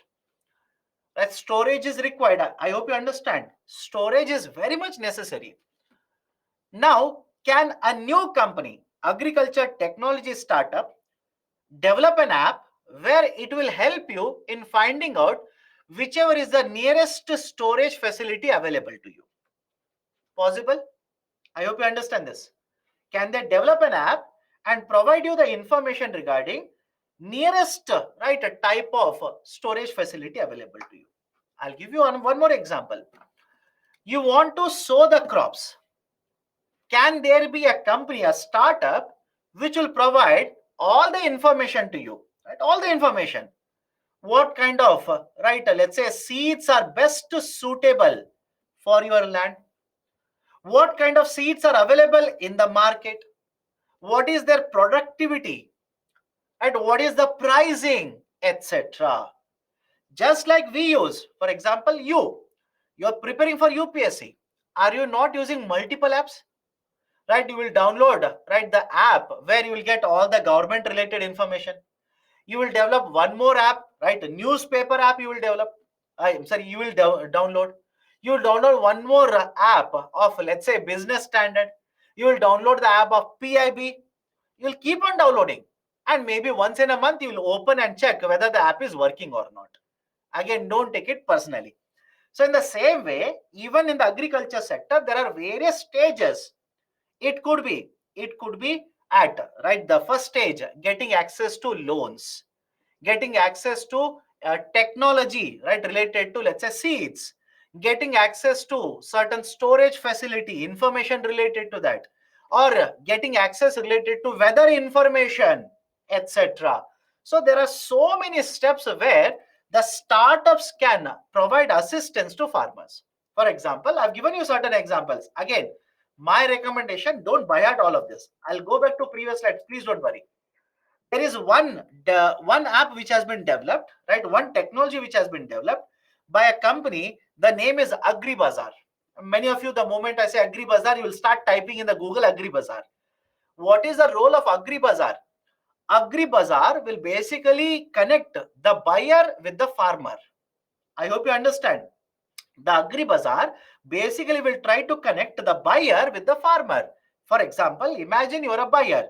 You want to purchase a lot of vegetables, right? I'm a farmer. I will get listed, right? I will get listed. I will list these commodities in the AgriBazaar. You will purchase these commodities.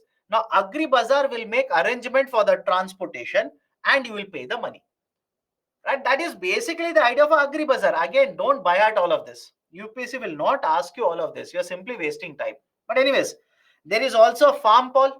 Right? What is the function of a FarmPal? FarmPal is again a new type of a startup which is trying to ensure that the payment that is pending to the farmers are done on timely basis.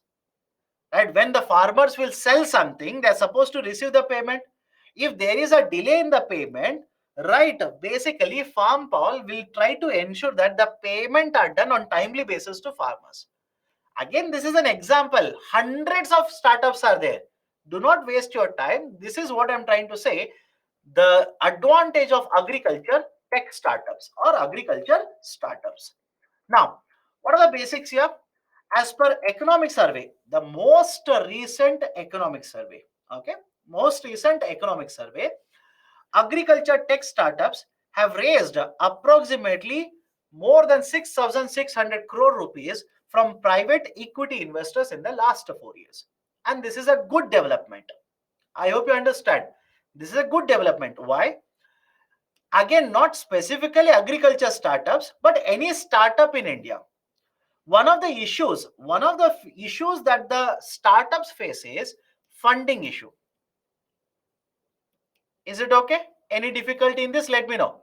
One of the issue these startups face is, right, the funding issue. But by giving you the data that in the last 4 years, the agriculture tech startups, not even all startups, agriculture tech startups have been able to raise more than 6,600 crore rupees. We are trying to say that yes, there is a flow of funding into these types of startups as well. Okay, that is point number one. There are over 3,000 agriculture tech startups operating in case of India. Okay, right. So these are certain basic points. Have a look at the data here. Please don't buy at any data here. What has happened to the agriculture technology funding, right? That is agri-tech startups funding in case of India. In recent times, the amount of investments, or let's say the funding that has been raised by these startups has kept on increasing. From 2017, if you see the trend, the investments or the raising of the funds by all of these startups has kept on increasing, which is a very, very good point, considering there is a need for funding for the startups generally. Now, right, having said so, right, understand this, right, there are certain issues. Having said so, there are certain issues. I'll discuss that also. Have a look at, right, where are the startups going to provide assistance to farmers? In what way these startups, in which areas they will provide the assistance to farmers? One, they will facilitate input supply. They will enable mechanization and irrigation. They will offer financial solutions, right? That is, let's say, access to credit as well as insurance products. They will provide post-harvest management facilities such as warehousing, cold chain infrastructure, etc. They will also provide support in movement as well as the storage, packaging, etc. That is logistical services. And trust me when I say this, startups are present in all of them. You don't worry. I can see many of you are asking, sir, how does this do that? How does this do that? Arey Baba, don't worry. Do you think UPSC will ask you the business model of AgriBazaar? Think of it. Please think of it. Right? You are focused on things which are not necessary for UPSC. Will UPSC ask you what is the business model of a FarmPal? Absolutely no. Right? We can have a detailed discussion on this, but that is not necessary for UPSC. So understand the logic here. The agriculture startups will provide, right, at every step, whatever is the process involved in the agriculture sector, right, in all these steps, right, in all these areas, one or the other agriculture technology startups are present. They are going to provide assistance to farmers. Okay, so these are certain advantages associated with agriculture startups. Now, like I said, there are certain issues or concerns related to these startups. One, all the farmers will not be able to utilize these technologies. That's a fact, by the way. All of you will agree with me, right, regarding this. All the farmers in India may not be digitally literate, or they are literate, but they do not want to rely on technology. They are concerned somebody will take away, right, certain information, they will be cheated, etc., etc., etc. Right? You know the behavior of farmers, not just farmers, everybody in India. Right? We are always circumspect with respect to adoption of technology. Right? So issues related to farmers, and understand this. Even if, right, even if all the farmers want to use the technology, don't you think large number of farmers are poor in India? Any problem with this? Large number of farmers are poor in India, right? And if they are very poor in India, do you think they'll be able to, right, pay, right, let's say for certain services provided by apps? They'll be able to pay to, let's say, access technology provided by these service providers, etc., etc. Right? Generally it doesn't happen. So issues related to farmers, that's a point number one.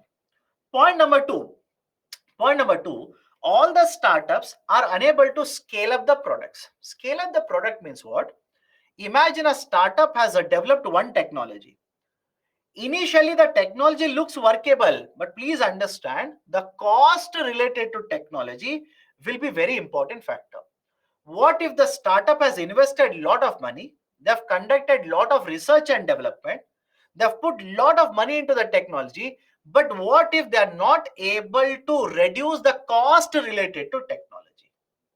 I hope you understand this. If they're not able to reduce the cost of the technology, then even though the technology is good, right, many people will not be able to afford it. Accessibility will be a problem. And in addition to this, in some of these cases, the startups are not able to sustain the competition. These startups are not able to reach, right, large number of farmers. As a result of this, they are getting shut down. The startups find it difficult to raise funds, and there is a particular reason. Again, please understand, some of you will point out that, sir, but some time ago, 10-15 minutes ago, you said startups are able to raise funds. Correct. Economic survey says in the last 4 years, the agriculture tech startups have been able to raise 6,600 crore rupees. But does it mean that all the startups have been able to get access to funding? Right? Answer will be no. And there's a particular reason for this.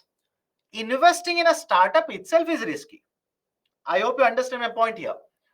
Investing in a startup itself is risky.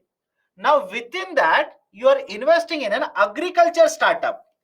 Now, tell me, is there a lot of uncertainty attached to agriculture sector or not? I hope you understand this. Is there a lot of uncertainty attached to agriculture sector or not? Answer is yes, by the way. If you do not agree to me, just think of one factor. We are in the month of May, and June we are supposed to start receiving rainfall, monsoon rainfall, the most important rainfall in the agriculture sector. And is there any uniformity in regards to when we will receive rainfall? If you have read the newspaper yesterday, IMD says 4th of June, right, there will be onset of monsoon. And one more very important agency, SkyMet, says no, it will not be on 4th, it will be on 8th of June. Now imagine you're a farmer.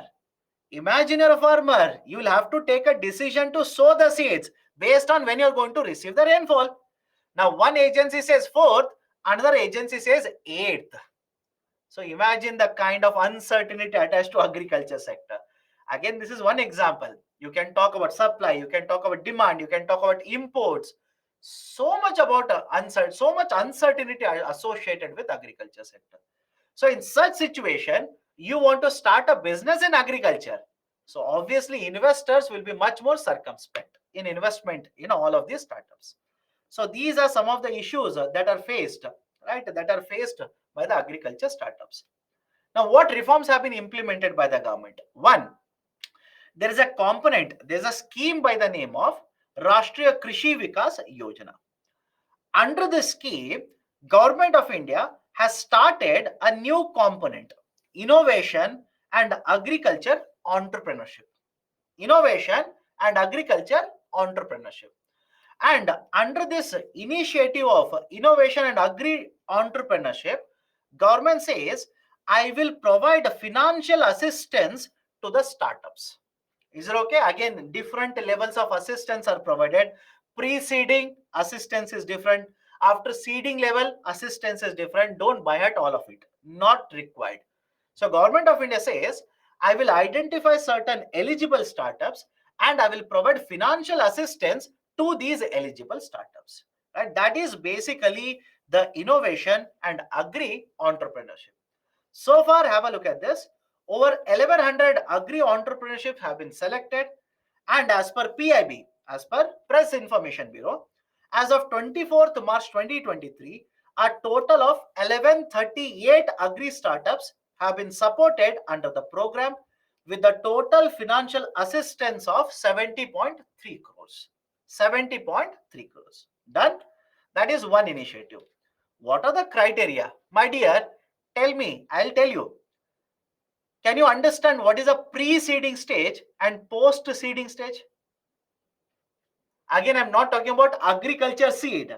I'm talking about a startup, right? So if you want to understand what are the criteria, how much will be provided, is it 10 lakh, it is 25 lakh, then you have to understand how the startups actually work, and that is not needed. Okay. Second one, setup of Agriculture Accelerator Fund. Again, this is the latest proposal done in the budget for the year 24, financial year 24. This proposal has been given by the government. What is the proposal? The government will be setting up a fund which will be called as Agriculture Accelerator Fund. And as far as I know, so far this fund has not been set up. It is just a proposal. Under this, we are going to promote, right? We are going to promote entrepreneurs, agriculture related entrepreneurs, especially in rural part of India. And the aim of this particular fund will be to bring in better technology, that is a modern technology which will help in improvement in the agriculture sector, productivity, improve the practices, increase the profits earned by the farmers. Now, what kind of practices, how much assistance, you will have to wait for the government to set up the fund first. Okay, this is one more proposal announced very, very recently by the government. Third one, Agribusiness Incubator Centers, ABIs, Agribusiness Incubator Centers. Now understand the logic of incubator here. Whenever you talk about startups, you come across a term called as incubator. Now, I'll come back to this. Now think of this. Have you heard of the incubator in healthcare sector? Focus on the concept here. If you can understand the concept, you can directly apply the same logic. Have you heard of incubator in the healthcare? That is, whenever the newborn child, finds it very difficult, right, to remain in the open environment, the newborn child will be kept in an incubator where temperature will be controlled, air supply is controlled, etc. The logic is simple. The newborn child cannot sustain, cannot remain, or finds it very difficult to remain alive in the open environment. So what we are trying to do, we are trying to control the environment so that the child will not be uncomfortable. In the same way, startup, apply the same logic to a startup. Is the startup just like a newborn child or not? There is so much of competition that is happening in the market, so much of volatility, uncertainty in the market. A startup may find it very difficult to sustain in the environment. In such cases, there will be certain incubators which are set up which will help the startups to sustain, flourish, provide assistance to the startups. That is basically the idea of incubators. Now, Government of India has been promoting setting up of agribusiness incubators, ABIs. Many of these incubators have been established from 2015 in India.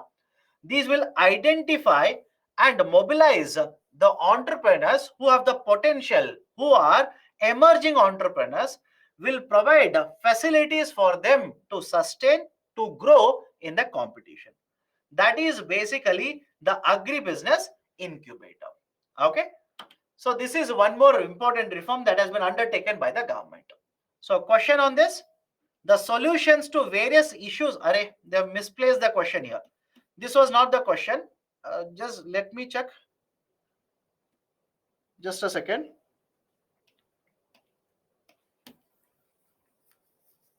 Okay, right. Take this only. No problem. Even this can be a question. The solutions to various issues faced by the agriculture sector can be found by promoting agriculture tech startups, right? By promotion of agriculture tech startups in India. Elaborate in 250 words. Okay, done. The last article that I'll be covering is a small article. NSE launches India's first REIT and Infrastructure Investment Trust Index. Right? Again, understand this. Specifically, I don't expect this index question to come in the mains. But what is the importance of RERT and Infrastructure Investment Trust can be a very potential question in the UPSC mains. For example, sir, where is it relevant? If you look at the GS paper 3 syllabus, there is one topic, investment model. Have you seen the syllabus or not? There is one topic called as investment model. Under investment model, we generally discuss FDI, we discuss FPI, NIMZ, SEZ. To promote infrastructure development in India, there is one more model which is being promoted by SEBI in India. That is Infrastructure Investment Trust. There is a real estate investment trust. There is also infrastructure investment trust. Now, first and foremost, understand the logic of REIT and infrastructure investment trust. Then we'll come back to this. Don't worry. Now, let me explain the basic model of infrastructure investment trust. Have a look at this. Okay, let me start. Here is an infrastructure. Sir, what do you mean by infrastructure? I'll start with an example. Infrastructure, by the way, means anything that will provide supporting services for the growth and development. For example, road, airport, right? Let's say expressways, right? Ports, all these are infrastructures. They will provide assistance for promotion of growth as well as development in India. Now, let me start. Whenever you talk about infrastructure, first and foremost, lot of investment is required. All of you will agree with me? Lot of investment will be required. That is point number one. Point number two, generally it is difficult. I'm not saying impossible. It's slightly difficult to attract such amount of investment in infrastructure. For example, you want to invest in infrastructure, you want to start an infrastructure project, you will have to invest, let's say, 100 crore rupees. From where will you get this 100 crore rupees? Not possible.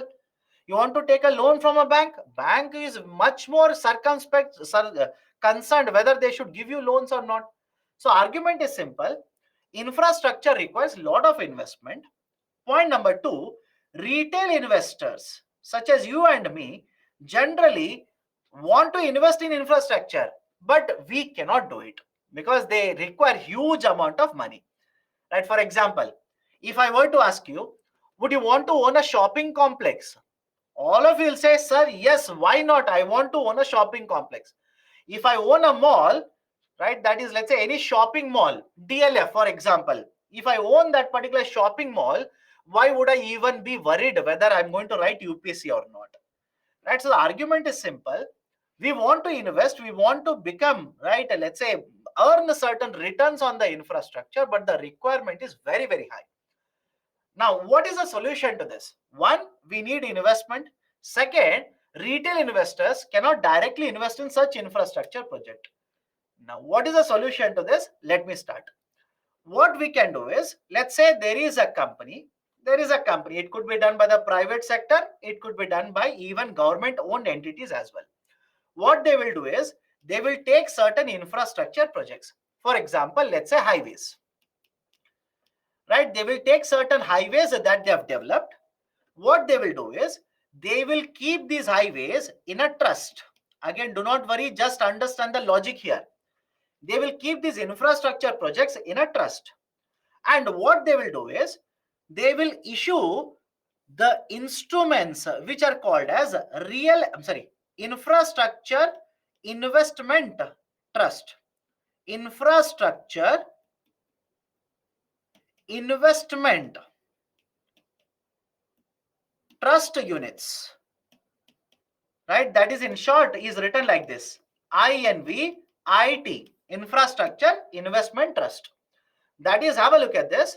Some of these highways will be taken, will be kept in the trust, and they will issue certain instruments to you. For example, let's assume, don't worry, what is the piece of paper? Don't worry. I will say this is 1 unit of infrastructure investment trust. But for this, you will have to give me 1,000 rupees. Is the logic okay?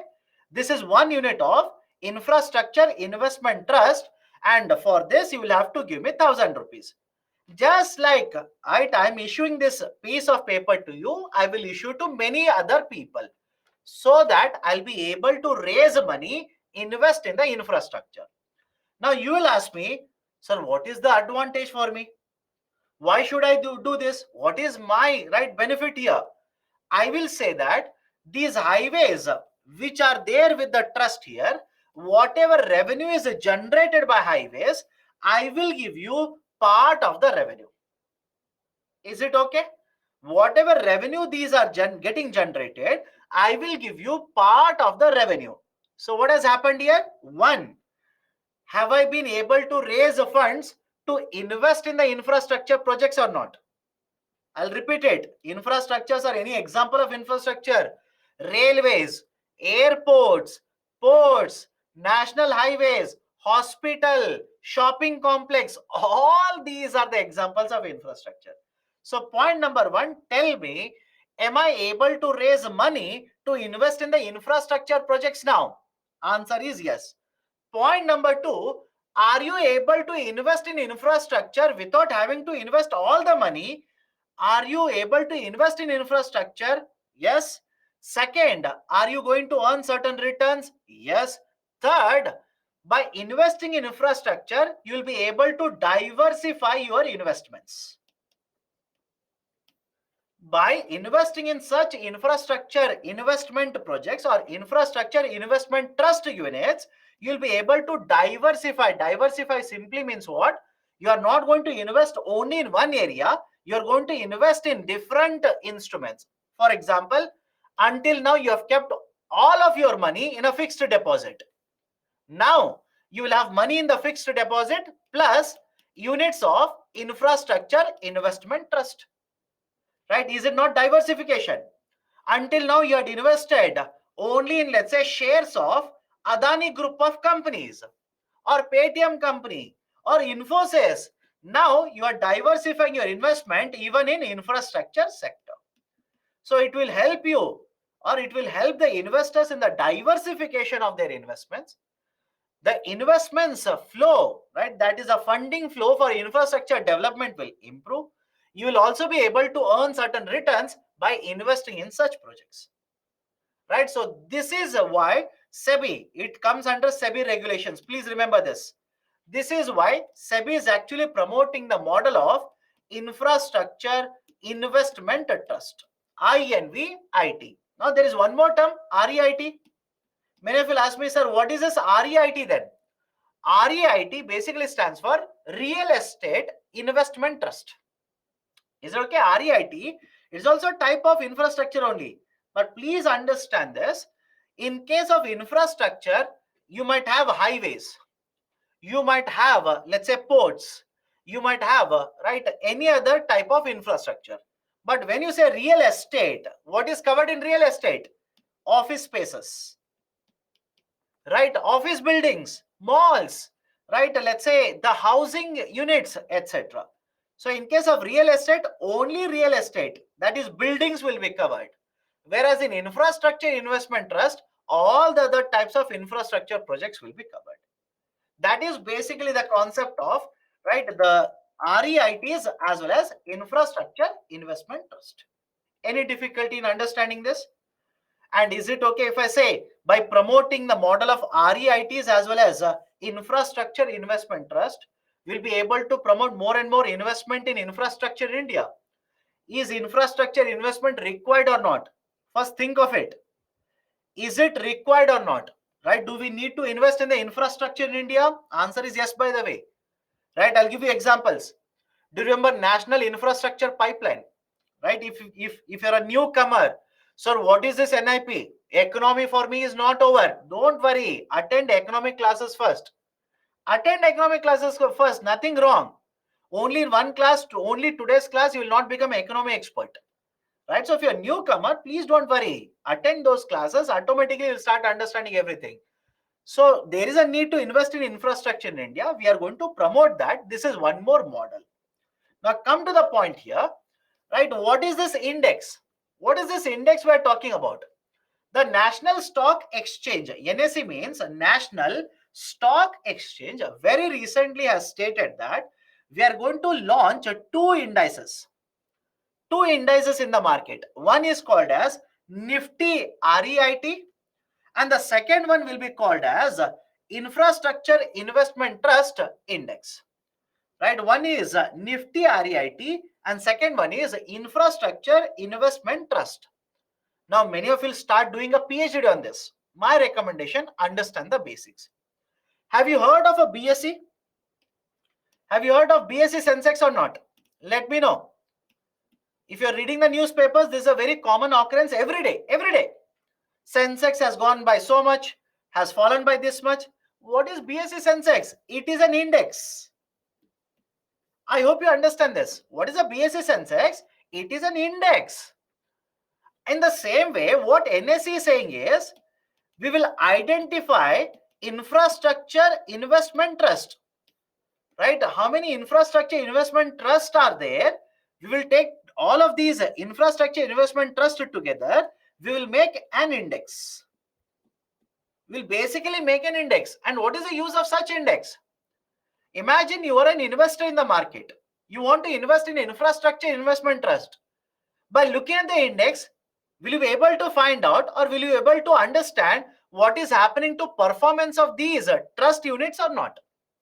Whether people are buying more of them, whether people are selling more of them, whether the confidence of the market in these units has gone down, etc., etc. Can you not find out by looking at the index number? That is the importance. I hope you understand this. That is the importance. Right, so NSE says we'll launch two indices, one for infrastructure investment trust and second for, right, basically the real estate investment trust. For both of them, we will launch, right, one index together like this.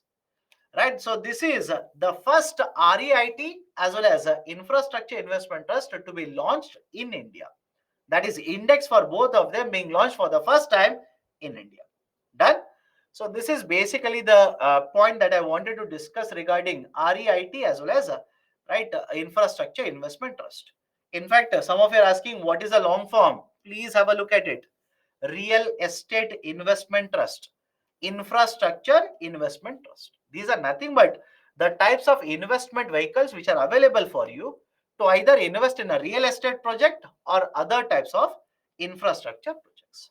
Right, so these are the points that I wanted to discuss regarding the one of the articles that has appeared in Mint newspaper, not other newspapers, Mint newspapers very recently. Okay, now based on this, I've given a descriptive question here. Discuss how new investment models such as REITs and infrastructure investment trust can be used to address issues related to infrastructure investment in India. 150 words, it is a 10 marker. Okay, so all these are the 6 topics, 6 questions associated with the 6 topics for today. Okay, now if you have any kind of questions, throw it at me so that I'll address this. Then we shall wind up the discussion. What is the difference between infrastructure investment and real estate? I'll repeat it again. If the infrastructure investment trust is issued, the infrastructure projects that will be kept with the trust will be such as roads, such as ports, right, such as airports, etc. Whereas if you talk about real estate infrastructure trust, look at the term real estate. Only real estate projects will be kept under REIT. Okay. Do we need to remember these numerical data? As far as I'm concerned, do not by heart every data. Specifically, I'll keep on telling you, please by heart this data. Please by heart this data. That should be more than sufficient. Okay. Any other issues? Any other questions that you people have? Let me know. How farmers will be able to use such apps properly? Like I've told you, right? For example, there's a technology introduction by Government of India, ENAM, right? So that's also technology. Farmers are able to use that technology to basically sell the agriculture commodities across the border. So these kind of technologies have been introduced. Basically, it all depends on the kind of farmers, how easily they'll be able to adopt it. Sir, you have explained about REIT and infrastructure, but did not explain the significance. My dear, I explained the significance first, then basically I've shown you the slide which is there. Right? Did I not discuss? It will promote investment in the sectors. If you say no, then I'll show you this slide. What did I do in this slide? I explained this thing first. Will be an investment instrument available to various investors. Will help the investors diversify their investment. So no, you have not written it anywhere. You have not discussed it anywhere. Please look at it. The model also will help you in reduction of the risk. Okay. Done? Anything else? Sir, for 2023 exam this month, current affairs, we need to study or not? For 2023 prelims, no. Don't read, right? So, because argument is, in such case, what will be the end point? I'm pretty sure the question paper will always be ready. Don't read it. Sir, if villager doesn't have a smartphone, then the QR code is joke. My dear, understand the recommendation first. The option of having a QR code is not recommended for the villager use, for the use of the banks, right? The bank should be able to identify whether the document that you have, is it original or a fake one. I hope you understand. That is the reason the committee says, let's have a QR code so that the banks will be able to scan and say whether the property card is a genuine one or a fake one. Right? That is the whole argument. Sir, if the land dispute, then government issues property cards? No. Okay. So how farmers get the acknowledgement? If there is there any technology? Government says we will distribute the property cards. Please keep on reading newspaper. Prime Minister every now and then will go to that village, this village. Lot of functions will be conducted. Prime Minister will distribute, or any other minister will distribute property cards. Right? The government is making it very much public now. Okay. Any other questions? Any other questions? Done then. So we'll stop the discussion today here. Right. So we have covered 6 topics and the 6 questions related to these topics. All of them, all of them are related to mains. But again, it doesn't mean that they're not important for prelims. For example, I've discussed Swamitwa scheme. Suddenly UPSC can ask you, right, a MCQ based question in the prelims. Don't say, sir, you said you covered under mains, so I will not read it in prelims. That will be a wrong preparation strategy. Okay. So please keep on reading the newspapers. I'll meet you again in the next session, that is a webinar session, whenever it is scheduled for GS paper 3, and we'll have a discussion again on six more important topics. Done. So take care. See you next time. Right. All the best. Right. See you. Good night.